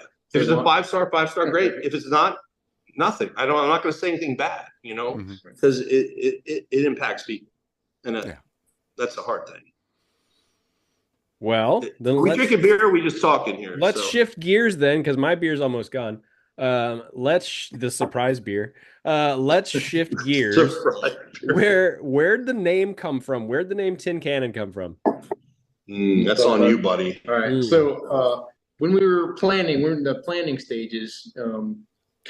We had a notebook and we wrote down all of our ideas. We would get together, have some beers, talk about, what we envisioned for the business, kind of write down all of our notes. And we were initially looking to do like a 1-barrel system because we were thinking, how could we afford to get into this and get started and then maybe grow later. So one of the options for a 1-barrel system were like these 55-gallon stainless steel drums. So I was kind of drawing out what I thought the system might look like, and I'm an engineer, so I wanted to draw it very accurately so I can count how many fittings are there, how many gaskets do I need, what length of hoses do I need. I wanted to try to plan all that out the best I could. So I drew it out in a 3-vessel system with, these 55-gallon drums essentially, and they look like soup cans in my drawing. I say, John, people are going to make fun of us. They're going to call us the Tin Can Brewery. And then John was like, no, it should be Tin Cannon because everything's about the Civil War down here. So we're like, aha, that's funny. So we wrote down Tin Cannon, and we were like, we weren't really thinking seriously about it, But then later it became time to like, hey, we got to get a website. We got to really form our LLC. So going back through the notebook, did we come up with any good ideas for the name? And came back across Tin Cannon and was kind of had a laugh again. And we're like, let's just go with that. It's kind of fun. The best part about it though is maybe 6 months after we opened. A friend of ours put us in touch with a professional marketing person from DC, and they're just going to give us a free consult. Like, okay, it's cool. We'll talk to this guy. And he asked the same question: where'd the name come from? What does it mean to you guys, et cetera? So we told him the same story, and he's like, okay, first of all, you have to change your name. You need to relabel everything. And second of all, don't ever tell anybody that story ever again. And I thought it was hilarious. And everybody I tell that story to says, I love the name. I'm glad you guys didn't listen. That's my favorite this part. guy was a douche rocket. It's ridiculous. It has to be unique, right? And even when I went there thinking Tin Cannon, I was thinking, okay, maybe it's a play off of a kid's toy cannon made out of tin back in the day. And one-shot deal, Denny. Yeah. Everybody dies. But yeah, I mean, it's a great story for how the name was derived, and you know what? I'm glad you guys stuck with Tin Can. You guys, Me too. We like the imagery. Well, we came up with that logo, and John's wife Marcy kind of drew it out. But we just kind of liked it. We're like, you know what? That's cool. I don't care. Yes, let's hear what these guys think. She drew the logo, right? And then we also did a play on the AC/DC, right? So you see my shirt, CBC, right? So Aaron did that, and then so we actually did neon for that, and people are like, aren't you afraid AC/DC is going to sue you? It's like, can I show you guys around here for a second? Yeah. Can you see that? Oh, that's nice. awesome. If AC/DC is coming after us, we want to have a beer with these guys. Seriously, it's TCBC. I don't know if that's showing up good or not. Yeah, it looks great. It's great. Right. It's great. So it was Aaron's idea to do this, right? And we started doing that early on, and then people are like, "Oh, AC/DC is going to come after you." I hope they do. I hope they do. Cease and desist. I'll frame it. Yeah, frame it. What'd you guys do with the one from up in Baltimore, Heavy Seas? Heavy Seas, we kept that one for a while, and I think I lost it over time. But that sucks. But that was our first cease and desist. We loved it. I thought it was great. But those guys were actually pretty cool. We talked to the guy, and he's like, because our names. So they have trademarks on cannon, right? Anything cannon, like Tropicana, Luce cannon, all these cannons. Yeah. Our business name is Tin Cannon, so you're gonna say we can't use our business name? Which is trademark, by the way. They're like, no, you can keep your name, but just don't do twin cannons. That's the one you can't do because it's too close to double cannon, and the consumer's not smart enough to know the difference, and might think we collaborated. You mean ceasefire? But honestly, yes. So now it's ceasefire. That's cool though, because Heavy Seas. I grew up in in between Baltimore and Annapolis, and it's What? No way. Yeah, Anne Arundel County. And it was heavy seas and Duke. Wait, are you a Ravens fan? Yeah. We're going No, to you're stop not. this right now. Oh, and by the way, I don't know if you Go guys Browns. They did well yesterday. Oh, You really? guys crushed yesterday, though. Good for But you. listen, so I lived in Maryland for my first 21 years of life, then moved to Pittsburgh for school, and then What? moved to Cleveland. What? Oh my God, dude! You are so. I know. That's why I just said screw it all and went to Here's Florida. the brewery. Oh no. Oh no. Not me. Yeah. Oh yeah, not Yeah. But yeah, so like having Heavy Seas and Duclaw and all those guys show up in the Duclaw, area yeah. at like around that's that from the 2000-ish area or time. Those were all the ones that I got into, and it was like, I don't, these beers are just too over the top for me. And then now I'm like, oh yeah, let's see what a weird kind of stuff we can brew and pick the flavors out of it. But you knew what I meant by fake peanut butter then, didn't you? Yeah. Mhm. Yeah, Duclaw. baby Jesus. Yeah, So Sweet Baby Jesus. was great, right? People would always compare our peanut butter porter to that, but we used real peanut butter, and cocoa nibs, and it was, so it was less sweet. It was a really good porter with peanut butter, like natural, like Skippy. Like we went with Skippy, right? The natural Skippy natural or whatever, where it didn't have the gross stuff. Not as much. It was but the oil would float to the top, so you have a problem with head retention on anything where you use like something like that. Yeah. But if you're using fake, like the like powder. not even PB2, but like the chemicals, right? Oh, From yeah. like You silver, can just do like a flavor. you could do a flavoring, right? And it tastes metallic. I don't know what but the Sweet Baby fake Jesus chocolate and the did. fake peanut, it's very, there's something not, it's Tootsie Roll, like you said earlier, I think, Yeah. Kris, you said Tootsie Roll. And so that's what I meant by that. But no disrespect to those guys. I mean, they've crushed it with that beer, Mhm. and it's actually inspired us to do it, but we just wanted to do it with like the natural stuff so we come up anywhere close to it. So Well, it's just like any of those other companies that, or any other breweries that started off and then got bought up by, AB InBev. Hey, listen, true. as long as the quality of the beer stays the same. Denny and I, well, we haven't said this in a while, but like, we're all about it. Look, if you sell out, I don't want to say sell out. That's not fair. If you want to sell, we get what you mean. It's no offense to that. if you want to do that, great. Listen, we've got Cigar City down here in Tampa when they sold into their Canarchy group for $60 million. Wow, they did Highlight, right? Highlight. Yeah, that was a great IPA, dude. Was it's not anymore.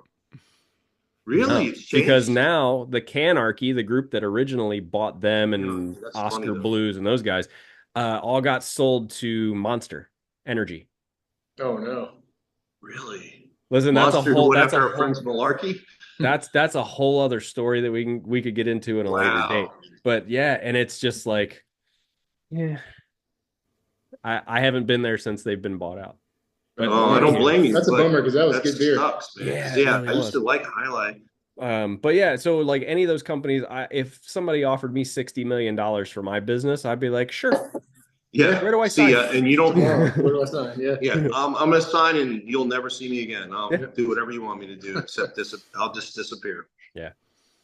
Well, Denny, Hey, how'd you guys end up in Gainesville, Virginia, of all places? I mean, besides, is that where you live? Is that why you picked there, or was there a? Denny, did you have to say it like that? Like, friggin' in Gainesville. We say this about everywhere. It is Gainesville. How'd you end up in Boise, or you gotta figure it out. It is local to where we live. I'm in Warrenton. John's in Gainesville. Yeah. But honestly, we weren't looking in Gainesville at first. We were looking in Warrenton. We were looking kind of in little more rural areas. Mm-hmm. But the zoning ordinances for the different counties were actually harder. In Fauquier, right? Fauquier is a lot. Crazy, Fauquier dude. County was a lot harder to open a brewery. Okay. So in Gainesville, they already had like a by right brewery use, in their zoning ordinance. So it was like 100 years ago. Yeah. It was a lot easier 100 years old. to get a spot here. So in the beginning, we really had to find a place that was going to be, suitable pretty fast, and kind of that's we found a good spot here, and they already had the good zoning ordinance. We're like, hey, let's just do that. But there's a pretty good population in Gainesville anyway. So Okay. And right in that market that we want. So But you think about it, you lived in the sticks, dude. You were in Warrington for thank God. I mean, like you think about it, you were in God's country is basically what it was, right? And Gainesville was actually far out at the time. And Denny living out here in Manassas, you should probably know, like Manassas was like civilization, like where it ended. And then you went out and if you didn't go out to Gainesville or to Fauquier County to Warrington unless you want to get in a fight. Right. Like it was like you just didn't cross the tracks at that point. But the sprawl and crawl of the DC area just pushed everybody out. So you go past Fairfax County, you come out to Prince William County, and you're going out 66 following the highway. And that's where we ended up out here in 2003. And we find a church, we meet Aaron and Jen, and our kids connect. And they're living in Warrington because he's working in Manassas at Micron because he's a brainiac and he works there and makes microchips so that you can have a conference call. And I'm very familiar. I'm very familiar with Micron. Yeah, I bet you are. Yeah, he's the guy. This is the Micron. He's in Boise, so I'm sure he. Yeah. So, oh, really? Okay. Well, you have a private conversation outside. Chris and I will just talk. And, he knows why. He knows why I was in Manassas when I was over there. Yeah. But so we chose Gainesville. Like Aaron said, they had this antiquated, but they were the only ones that had it. They had a beer law or a beer, like a zoning law that was 101 years old. Wow. So there weren't any breweries in the joke was we were the newest brewery since 101 years ago at the time. That should be hung up on your wall. The newest brewery. Yeah. But we used to joke around that we were the only or the first brewery in Prince William because Heritage and Bad Wolf were open before us, but they were in the township or they were in the city of Manassas. Different laws. They weren't technically in the county. Different zoning. So it's like the City of Falls Church or whatever in Fairfax County. It's different laws, different zoning. Haymarket's like that too. We couldn't get in the Haymarket. We looked there. Yeah, we were actually looking at Haymarket too. And they were like, no. They weren't very friendly to brewery. No. They didn't like the brewery idea at all. They only wanted wineries and hair salons. So. All right. Is it my turn, Denny? Yeah. Oh, my bad. Okay. So do you guys have a mission statement for you guys? Like, what differentiates you guys from other breweries in the area? We're really a lot about that small bar feel, like the Cheers. Okay. We understand, like we were definitely about good quality beers and we try to put a lot of focus in the good quality beers. But realistically, you can get a good quality beer for a quarter of the price in the grocery store. Mm-hmm. You're coming here because we sell a good time.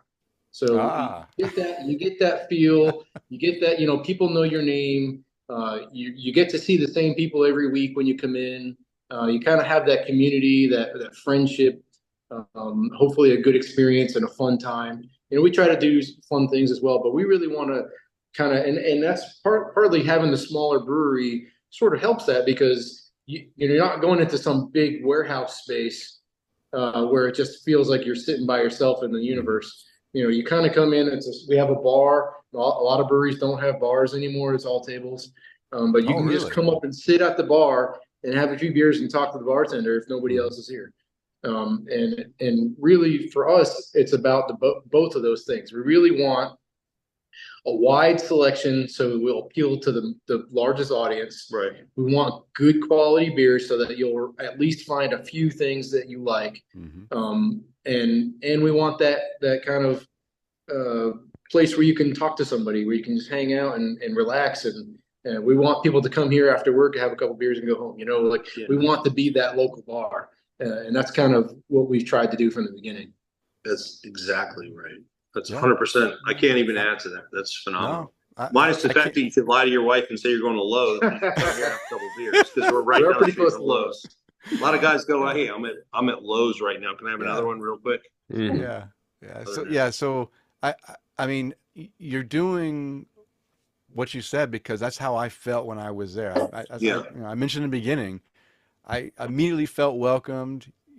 even early on, your staff was, again, that makes a big difference. If a staff is engaging, like you mentioned Claire from Bad Wolf, she was you so remember awesome. her? Yeah, She cool, was dude. so welcoming, and just I mean, I was attracted to going there just because she just took care of me, right? And She's like, "Hey, talked. Denny, what's up? How you doing?" Yeah, and she knew my Yeah. name Exactly. after the first time I was there. I came in the second time. She remembered me, Exactly what you wanted to. and we brought up conversation. That is what makes things special. And if you guys are doing that, and if you're still doing that, I guess that kind of answers the second question, which I'll mention, and maybe you have anything else to say, is the state of craft beer right now seems to be in a little bit of fluctuation, transition, right? People think it's the down, craft beer is coming down. I don't think that's true. I think it's just shifting, but it is becoming a challenge, especially after COVID. I'm so happy that you guys made it through the COVID pandemic times. But what are you guys doing now to help keep, butts in the seats, right? Keeping those drinks flowing and keeping people coming in. I mean, you mentioned it a little bit just now. Is there anything else that you're doing that just helps bring in those customer base? Yeah, so there's a couple of things we're looking in right now is we're trying to diversify like our product line. So we just about a year ago we made our first mead. So we're trying to get into meads and like we're gonna release one pretty soon that's pumpkin spice flavored, for the fall. And it's not something we've really done before. It's not something I was really into that much in the past. But we've had a bunch of meads since then, and we're allowed to do with our license too. Right. So that's the one thing is it's limited what you can do with the brewery license here in Virginia. So mead is one of the things you're allowed to do with a brewery license. We're not a farm brewery, so we're an industrial park. So like Aaron's saying, we have a locked in specific thing what we can do. We can't do ciders. Right. So it has to do with a certain amount of range. But going forward, that's also another thing we were thinking about doing. We started looking into it. We're probably going to apply for our winery license this year. And not that I really care to make wine. I like wine. I'm not a I'm not a wine producer, and I don't really want to be. But with a winery license, I can make cider. So now we've got even another product. And we can purchase wine, like a contract wine, to have something for people to drink, but and we can use it in slushies, But also with that license, I can make cider. We can do all kinds of different ciders, different flavors, dry cider, sweet cider, etc. So being able to offer more things to hit more of that crowd, I think is going to help us keep moving forward. Absolutely. Yeah. Exactly. Yeah. Good point. Because I think it's that diversification that brings things in when people aren't coming for craft beer, they might be coming for something else, and it's good. That's you're bringing your wife, right? And she doesn't like beer, but you're like dragging her along. Yeah.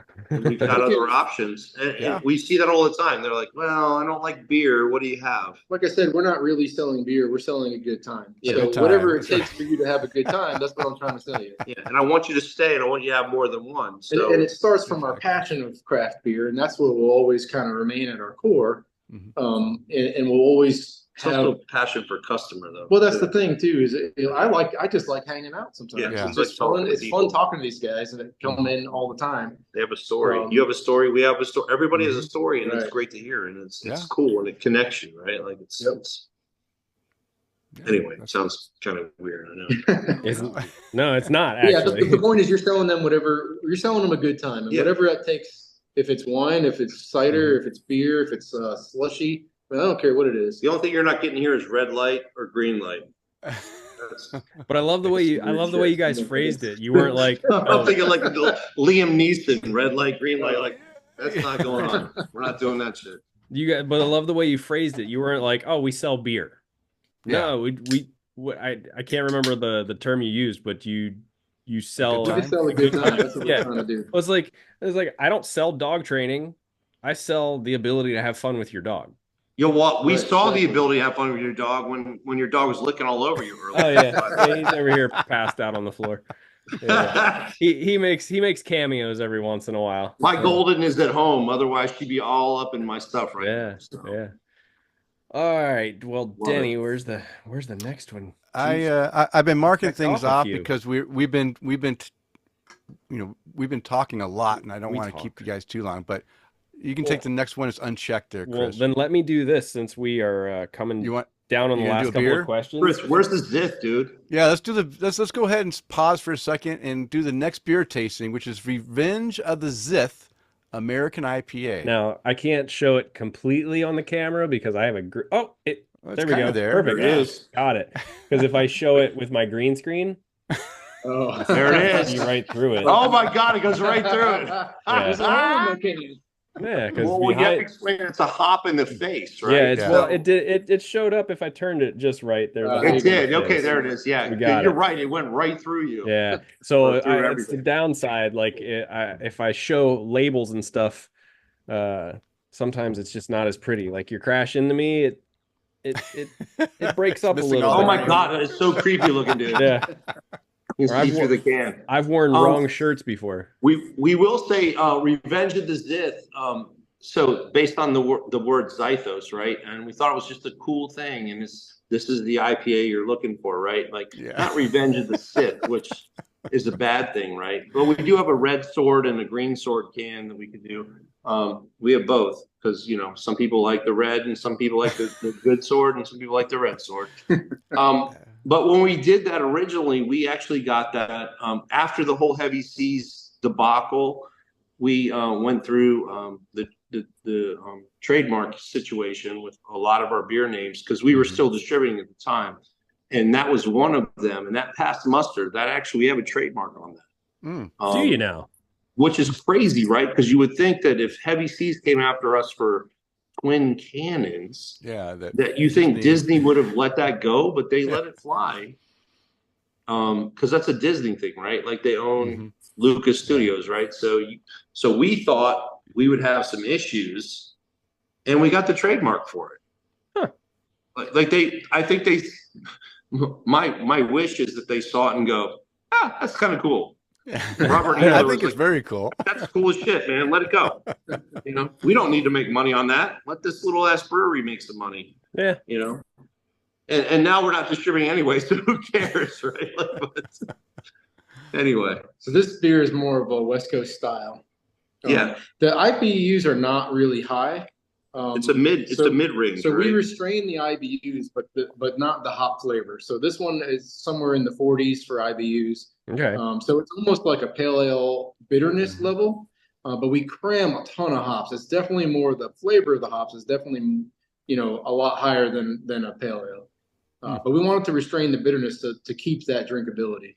Yeah, mid-range for sure. But the passion fruit again versus like what I originally said, which I didn't like in hops, was the cat, like the West Coast, like the cattiness, or like the piney dirt, right? Like this was passion fruity, right? So this was my favorite because it was the mid-range.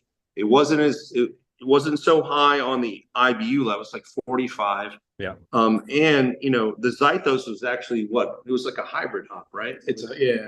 So off the top of my head, I want to say it's like Dorado or something like that, and mixed in with something. Anyway, it was the great hop.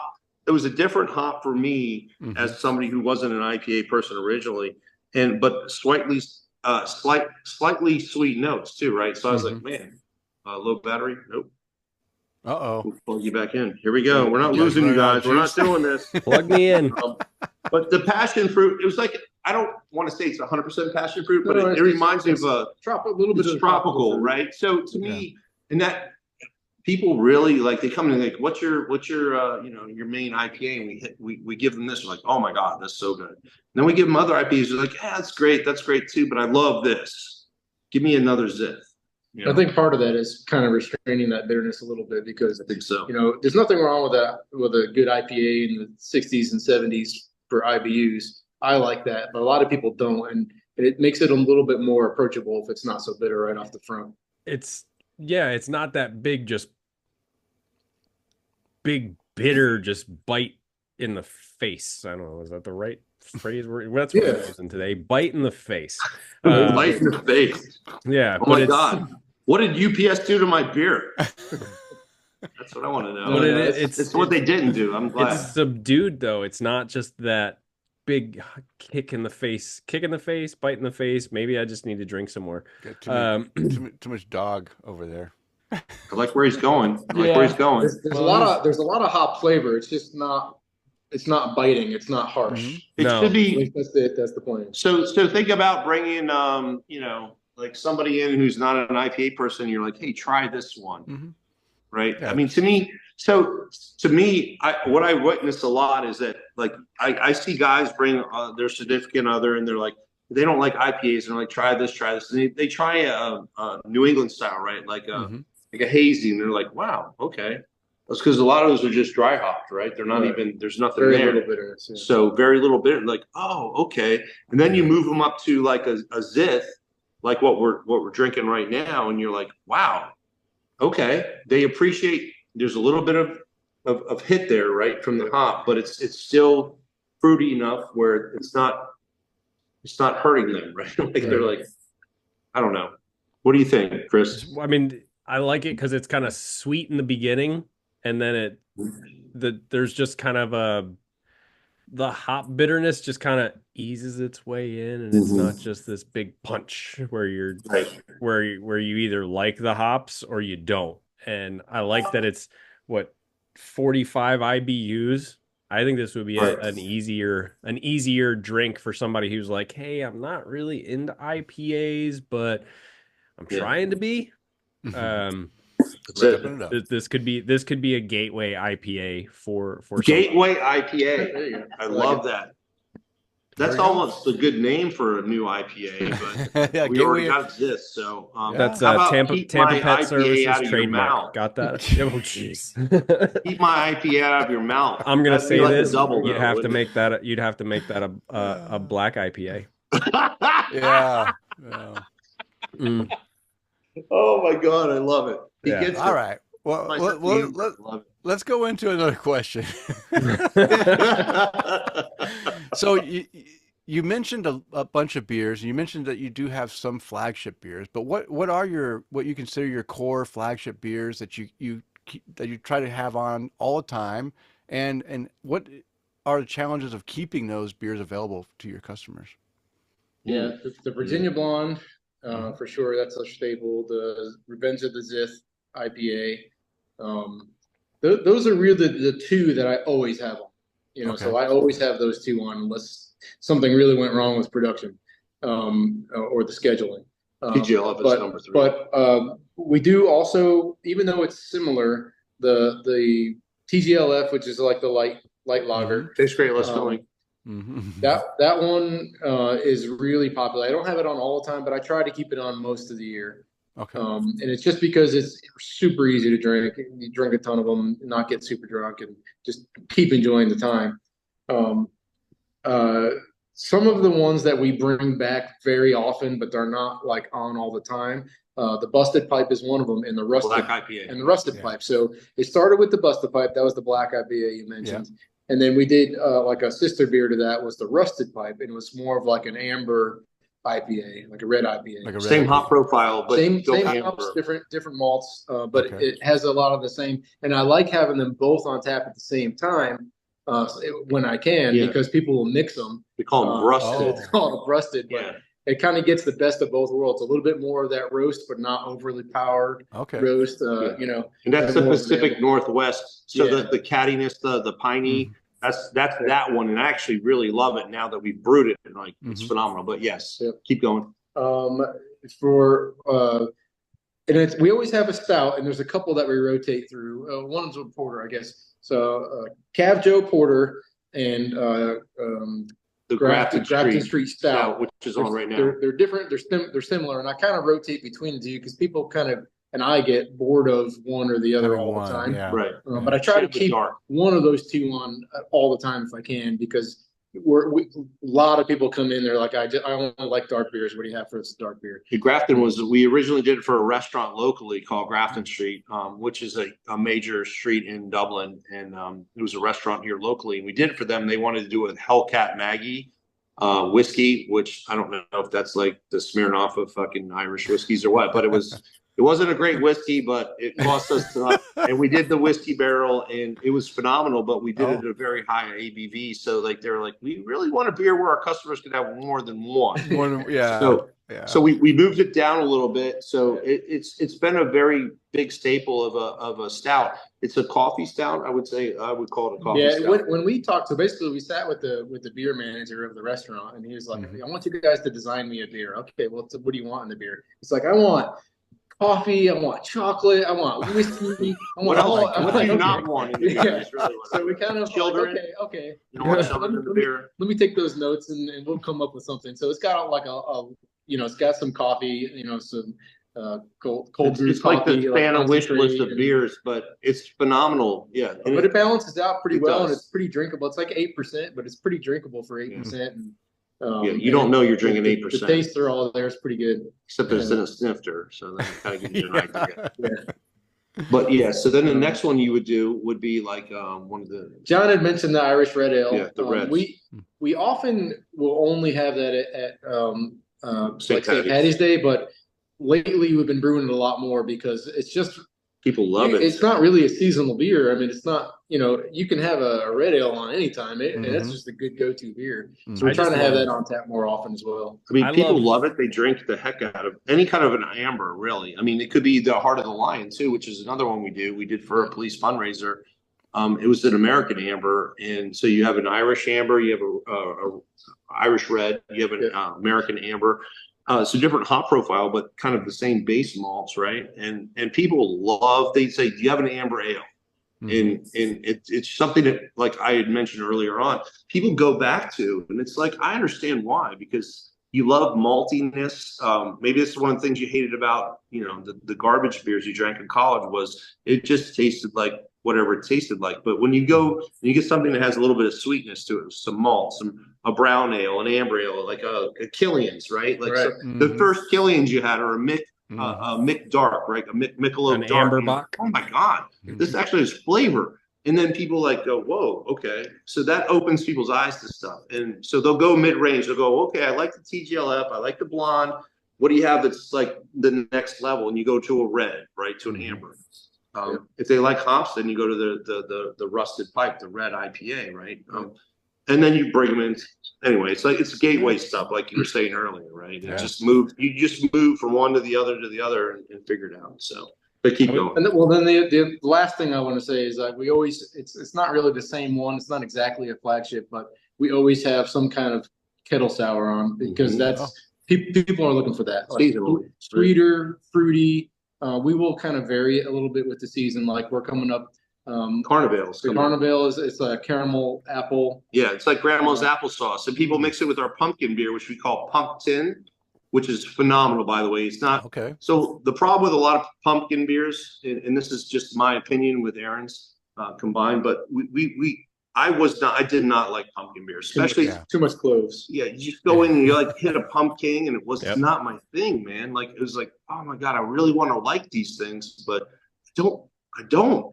And so we worked on it. We found one at the local. I don't know if you guys have this wherever you're at, but BJ's Brew House is like a restaurant. But they're all BJ's, they don't brew in the restaurant. It's all like it's brought in. It's a front. And they had a really sweet one. So I was like, okay, this is like pumpkin pie. Like it's really sweet and cloying almost, right? Like so that's the other extreme. So but I don't want it to taste like a vegetable either.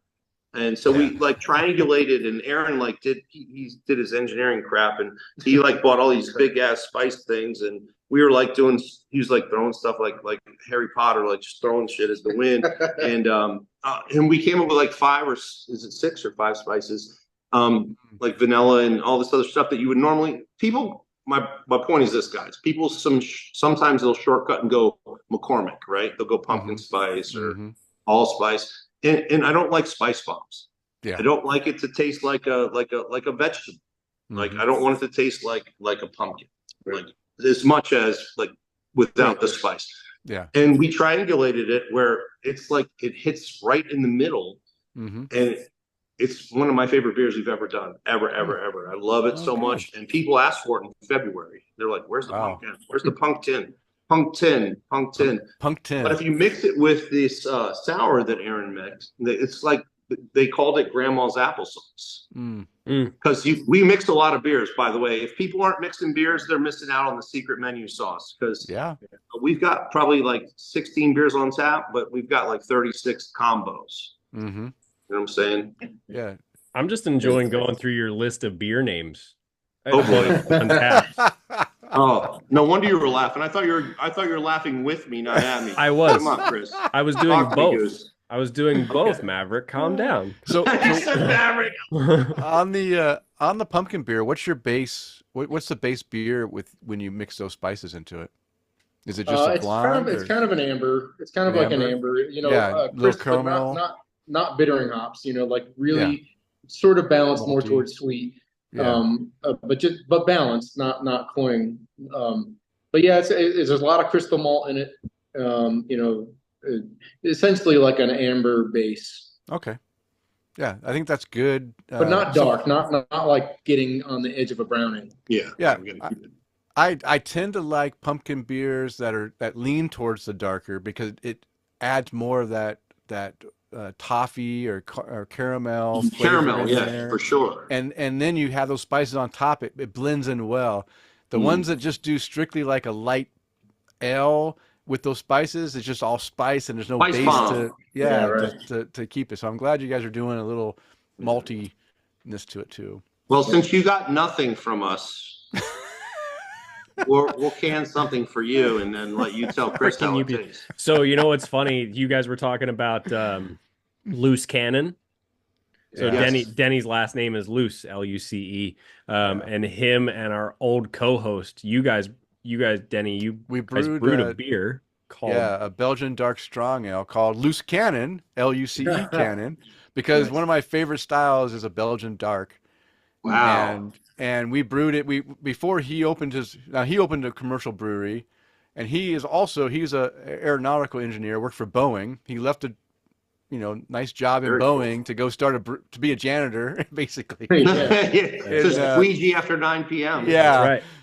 But so I would go to Seattle and we'd visit with each other and brew beer. And we decided one of my visits that we were going to brew a beer together. And he said, "What do you want to brew?" I said, "Well, I want to, right now I'm really digging all these Belgian dark strong ales, and let's do one." And we did. We brewed it up. Now, it wasn't perfect because I insisted that I wanted to hand mill all the grain instead of using he had a drill he could have done. No. I want to hand mill it. So I hand milled it. And I guess part of the problem is my milling skills was not the best. So I didn't break the husk enough to get that, the good enough sugar. So we were brewing it, we were measuring it. It was like, oh, it's not good enough. Original gravity is not good enough. We ran to the home brew store, grabbed some maltodextrin. Yeah, came back, threw it in there, tried to to gauge it. It turned out that we got a little too sweet. Over time it did calm down, but the original was so good though. Yeah, the original was a little bit sweet. But even though it was a little sweet, it still was so flavorful with the dark fruit, the plums and the dates and stuff. And he actually entered it not perfect. He entered it into the Washington State homebrew thing, and we didn't come in first place. I think we came in second or third place. You still have something awesome. So I do have. I was digging through my cellar. Oh damn it! Do you have, really? I still have one bottle left. This beer has been aging. This beer has been aging now, I think, for like 8 years. Ooh. And no, it's probably more than that. Because maybe it's more than 8 years. I got a bottle of it when it was 5 years old, and where I was living at the time, that was at least 5 years ago. It could be really good or not. It's vinegar now. but I did drink one. I thought I got all of it out, but I guess I found another bottle. But even like a year ago, I drank one, and it's just as good. And sounds good. It's holding carbonation as well, but that sweetness dropped down, and now it's like the perfect. We would have entered it into a contest now. I think we would have even got the gold medal for. Right on, dude. That's awesome. That's a great style too. Get creative about stuff like that. Hey, winter's coming. Yeah, winter's coming. That's the name of the beer. I love it. I'm giving you 3 beer names tonight. Not sure. Jeez. It's going to cost you. Here All you right, go. Kris, you're up next. Crap, I got to click on my tab there. There we Oh, go. come on, man. Listen, I'm a professional here. Calm yourself. I've only gone to the bathroom twice since this thing started, so you're a I'm professional. amazing that my bladder has lasted this long. I haven't gone out yet. Aaron's like he's like a statue over here. I'm not Yeah. going to the bathroom Right. for him, you know. Simple, easy question. How much beer do you guys produce in a year? You got this. I guess it's probably it's a smaller number now that we got out of the distribution game, but I want to say probably maybe less than 100 barrels. Okay. Oh, really? Wow. Yeah. It's How long Less ago than a- did you guys get out of the distribution game? 2019, I think. Okay, Yeah. so We pulled back. We started in 2017, and by the time we told the distributor we had nothing left to sell them, even just to kind of get rid of them, it was 2019. I mean, they owed us 6 months in back pay. You know, the distributor would say, we'd say net 30 when they would buy a beer from us. They go and sell it to a restaurant or a grocery store, and they would get paid immediately. mm-hmm. And they treated us like a bank. no, they treated you like you were in prison. Mm-hmm. Oh, well, yeah, they held us prisoner to this day. I mean, if people are like, why aren't you in distribution? Why aren't you guys should be selling at Wegmans? It's like, you know, if you understood the nuances, well, I think there's laws about it. It's like, Even though we haven't done business with them for years, they still have it over us. We still can't distribute. You know, Mm. So and there was no apologies or anything like that. It was just one of those things where it was like, we made a bad choice. We chose the wrong people to name as our distributor, and it's on us, you know, so we own that. Yeah. Did getting out of that production brewery before COVID hit save Tin Can? Oh, 100%. Yeah, definitely. Yeah. Plus the fact that the government was really, so, you know, they were like, you could only have 6 people in your brewery at any given time, and you had to close at 8 o'clock at night, and, you know, blah, blah, blah, blah, blah. But our local customers, our customer base were like, screw this, you know, we're rallying for you. And they're like, hey, you know, do you mind if I have a pint while I wait for you to fill my growler? I'll go stand over there. Yeah. Yeah. I'm like, oh yeah, you can go stand 100 feet over there. And hey, the brewery is like 150 feet deep. So if you want to stand over here, you're not really counting it as part of the tap room number. And then, you know, so people would stand out and they'd be like, well, you know what? It might take you a few minutes more to get to my growler filled. Can I have another pint? And so we would work it like that. And those are the kind of people I like. And then, and then we had dartboards, and people would come in and they'd say, well, after you close, oh man, you know, everybody's working, you know, from home, or they're not going to work the next day. And it's like, so all of a sudden there'd be a secret knock at the back door. Yes. Hey, are you throwing darts tonight? It's like, yeah, come on in. You know, and so we do an offshoot of, you know, like a speakeasy, right? Like, and the local community just wanted to help however they could. And like, hey, I'll buy 5 more beers if you can let me throw darts till 1 a.m. I'll stand 6 feet away from you. That's awesome. And you're 6 feet away from the board anyway, so what's it matter? And I love seeing how people, like, so different states did it a little differently. Down here in Florida just said fuck it.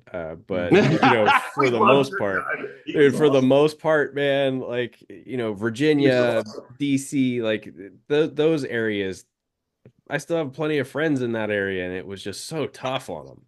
Yeah. But here in that, man, there's still hope in the world. Yeah, that was good. Definitely our customers floated us. I mean, they really stepped up and helped us survive. Yeah. That's good. So Aaron, you said 100 barrels a year. So what size is your brew house in your It's a 2-barrel brew house. Oh, we've got 5-barrel and 7-barrel fermenters, so I end up having to double batch. Yep. Yeah, so you triple batch. It's a long day. That's a long day. It's like 20 hours. Yeah, it's a triple batch. I mean, double batch is bad enough. Triple is crazy. Yeah, I minimum double batch pretty much every week, but the triple batches are, like I said, it's like 20 hours straight. It's a long day. And that's while you're working still full time. Yeah, yep. So that's like weekends. That's like Saturday or something. The whole weekend you're spending. Yeah. That's commitment. I applaud you for that. Seriously. But we get it done, and the beer's good, and you know, we're still, you know, we're enjoying it. So yeah, well, good. I mean,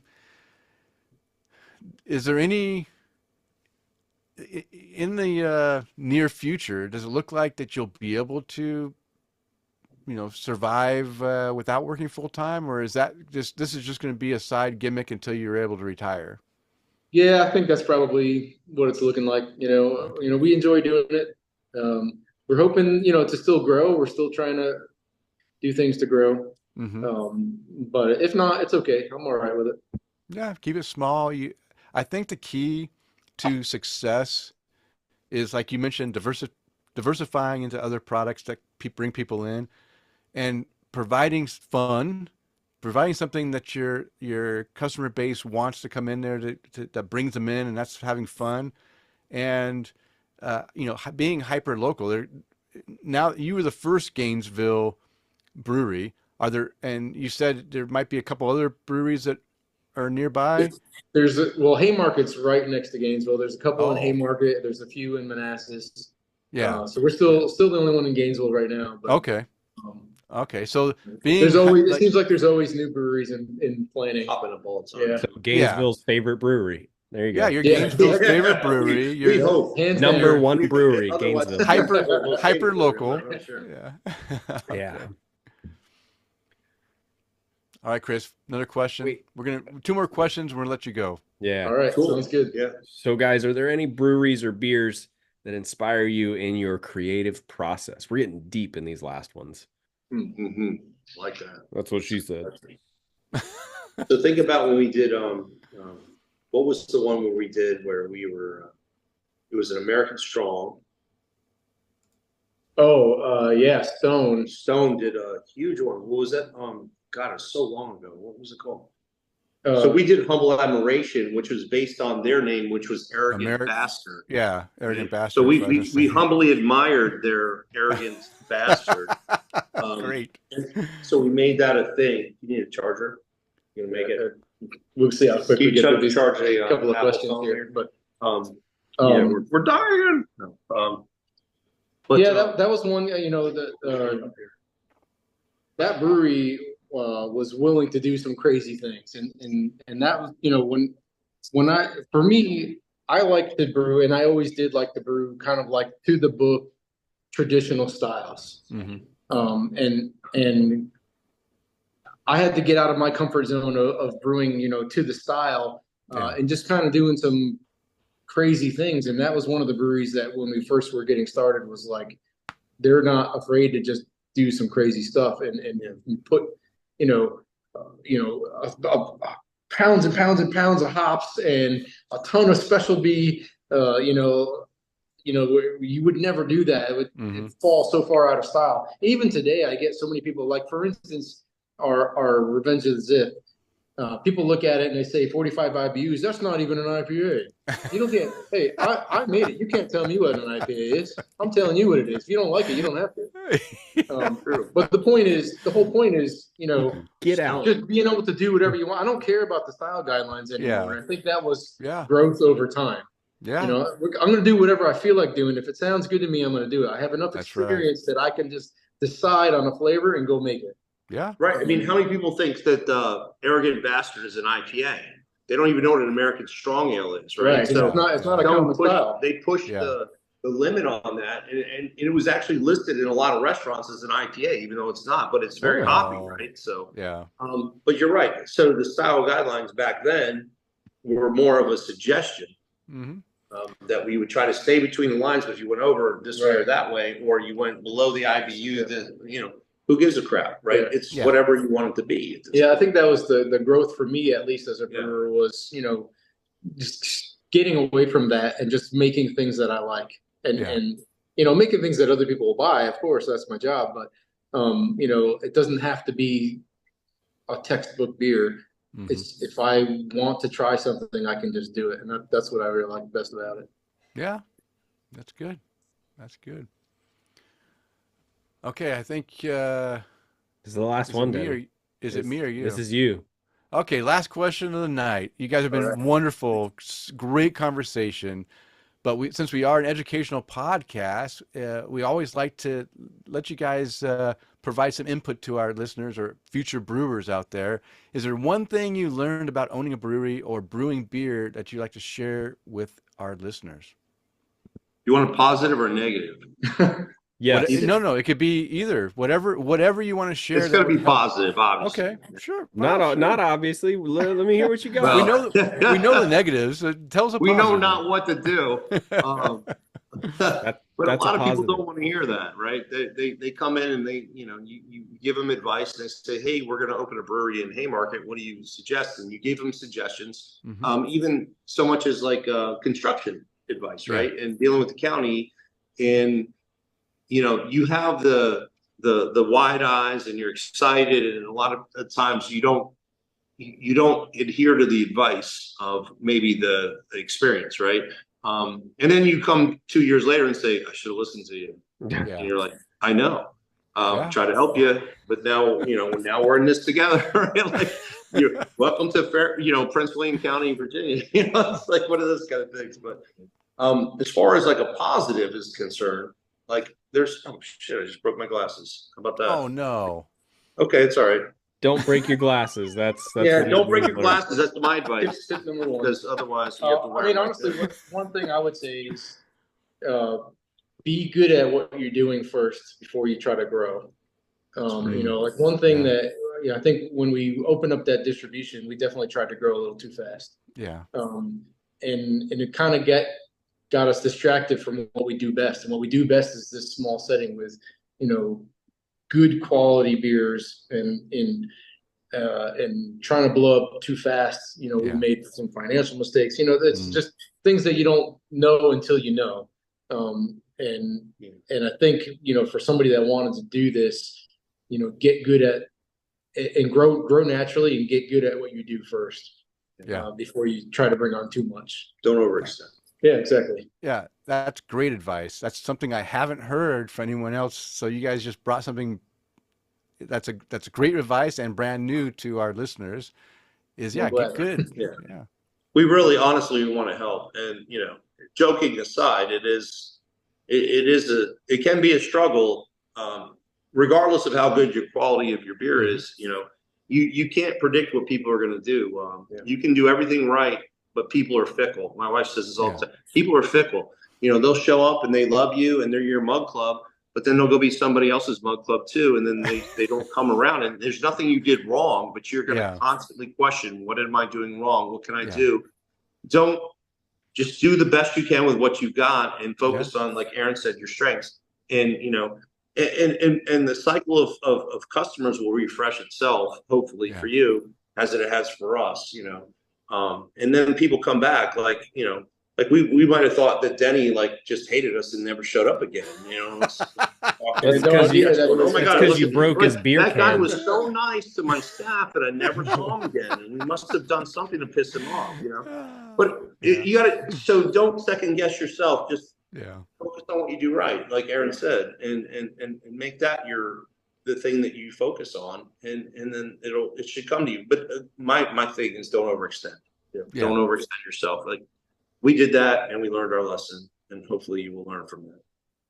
Well, great advice. And I just want to say it's been a pleasure speaking with both of you. I've had a great time. I think Kris has had a great time as well. You've made me laugh, and you made me, excited to hear your story. And I do want to make it back to Manassas eventually, and I'll come visit you. When I do come, I will let you know I'm in town, and we can get together and absolutely.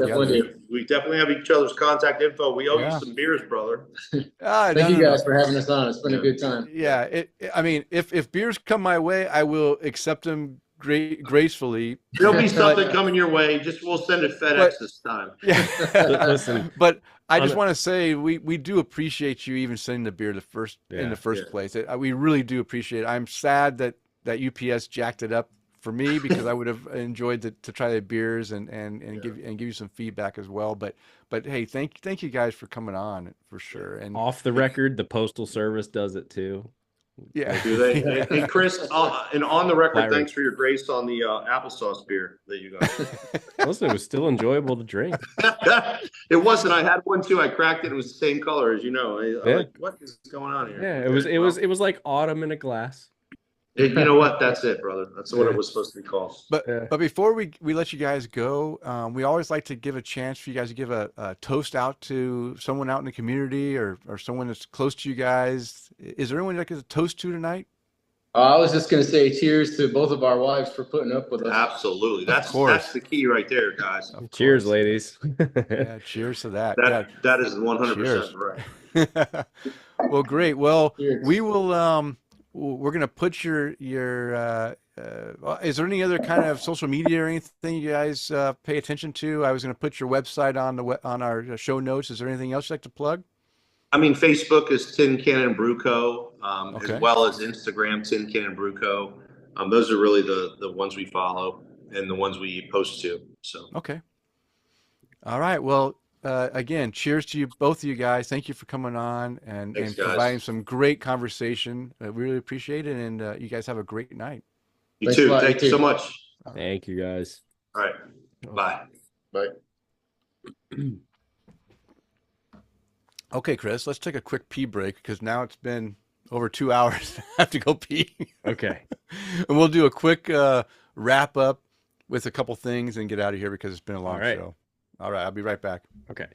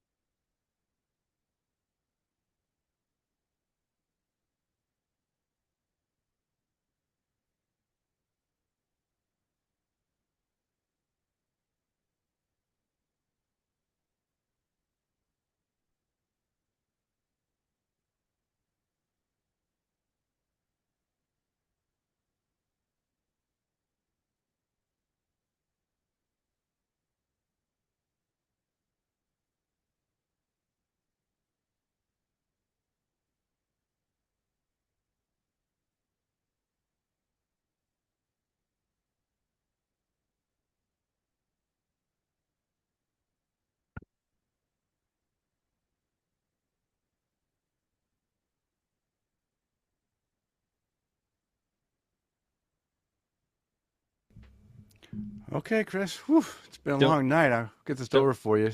Don't read what I texted you on the show. No, I won't. Okay. Okay, let's go back. All right. So we really appreciate John and Aaron coming on, sharing their story. Great conversation. I hope you guys enjoyed it.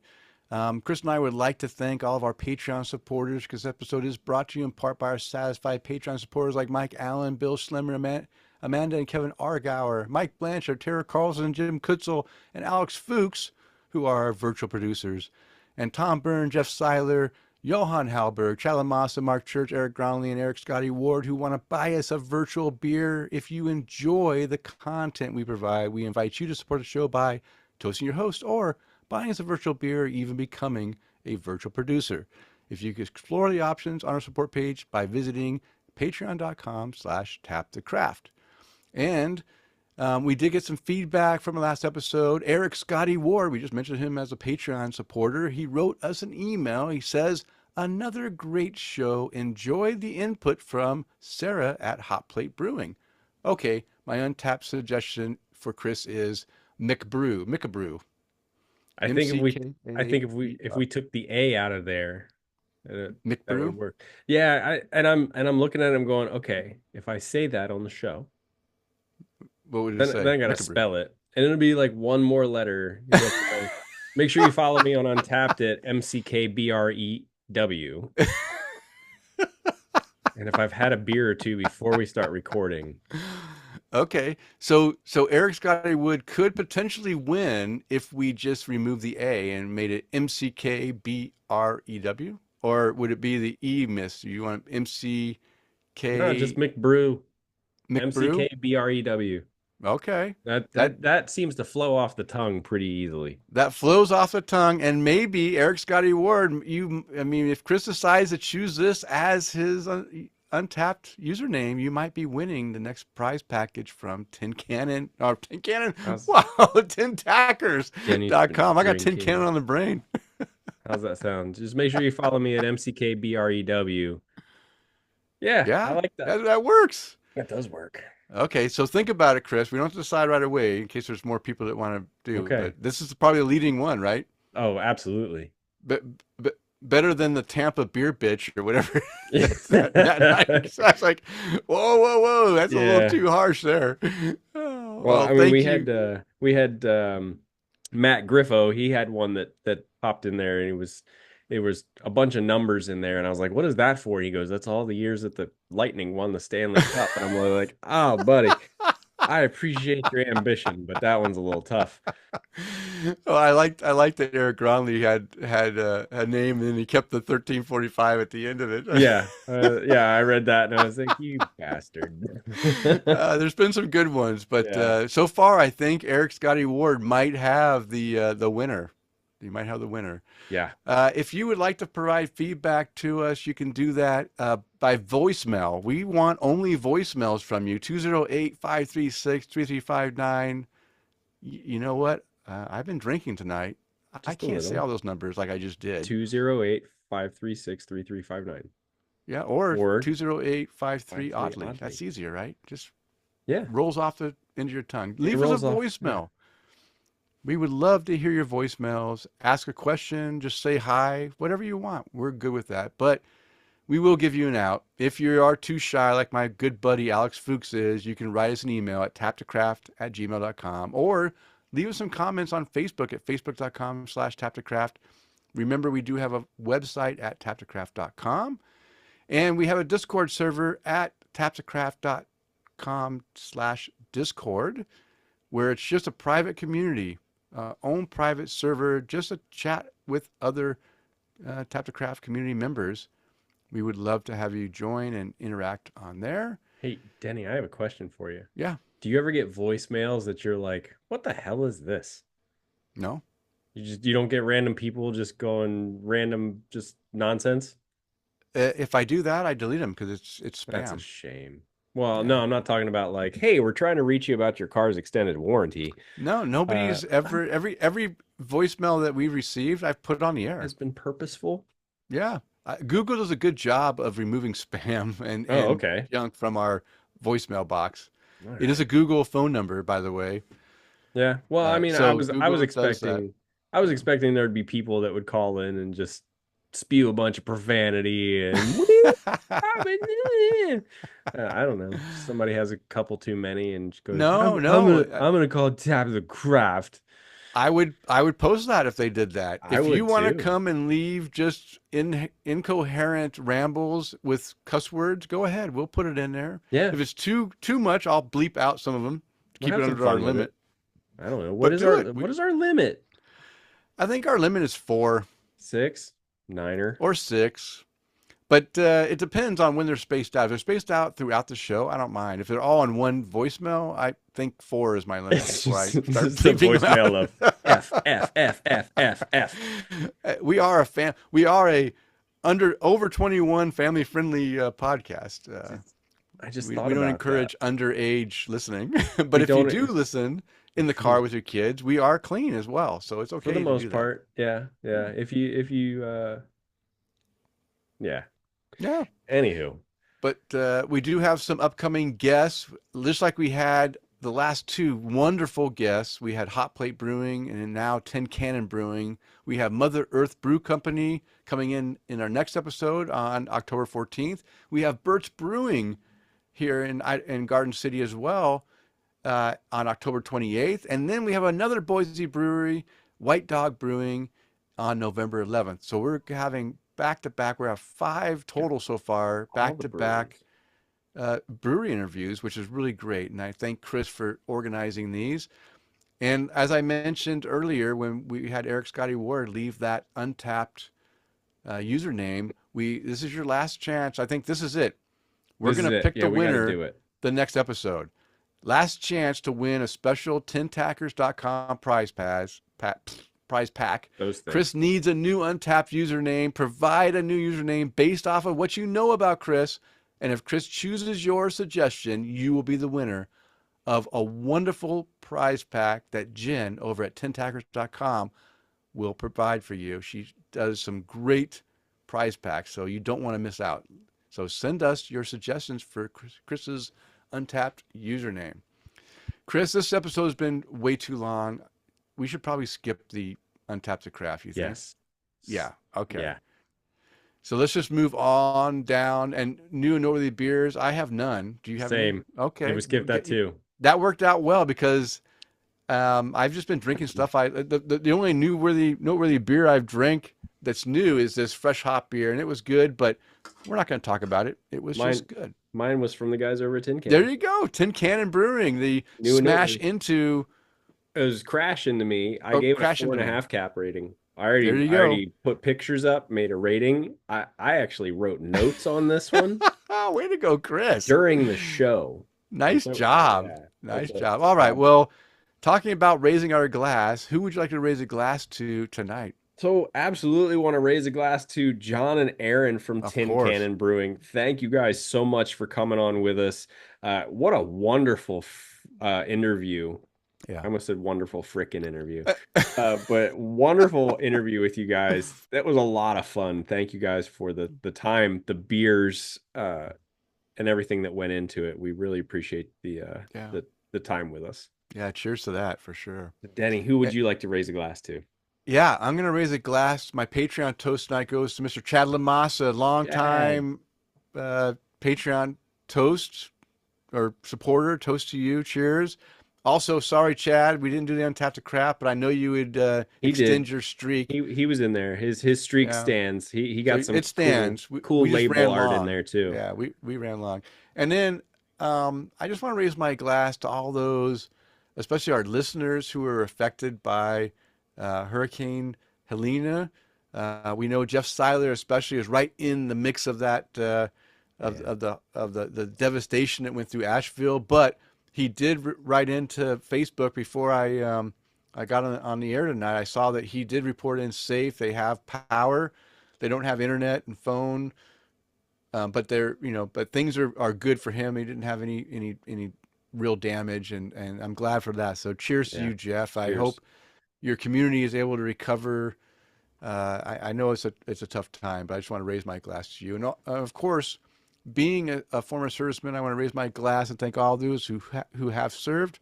The beers are catching up to me. I've drank 3 now tonight, so I guess maybe I'm tongue-tied. But thank you for all those who have served or are currently serving in the U.S. military services, providing and protecting our freedoms. We hope that you're able to return home safely to your families very soon, and thank you for your service. And Kris, why don't you go ahead and raise a glass to our sponsor? Definitely. So I want to raise a glass to the folks over at Tin Tackers, the provider of sweet metal beer signs that will make your walls happy. Tin Tackers has a vast selection of embossed aluminum beer signs, perfect for your garage, home bar, or man cave. They have the biggest selection with the best prices. They also have a mini Tacker of the Month Club, a club for craft beer lovers who collect tin tackers. Surprise in your mailbox every month. Be sure to go visit their website at tintackers.com. Use the promo code TAPTHECRAFT at checkout and save 10% on your entire order. And that lets them know that we sent you. Do that, please. Go support tintackers.com. Christmas is coming, guys. Yeah, Christmas is coming. Great. I mean, they have a great service, great products, and great pricing. As you know, I mean, they have sales all the time too, and even if they have a sale, our promo code still works on saving 10% off of your entire order. So go use it and go visit them and buy some good tin tackers for your friends. And of course, you can find the beers mentioned on the show, as well as a link to Tin Cannon Brewing on the show notes, located on the show post at taptocraft.com. And it is last call, and it is time to bring this long show to a close. We want to thank you for downloading, listening. We ask you to please tell a friend and subscribe on your favorite podcast app. And as a reminder, we release a new show every 2 weeks. Now go out there and spread the good word of craft beer. Cheers. Cheers. For those of you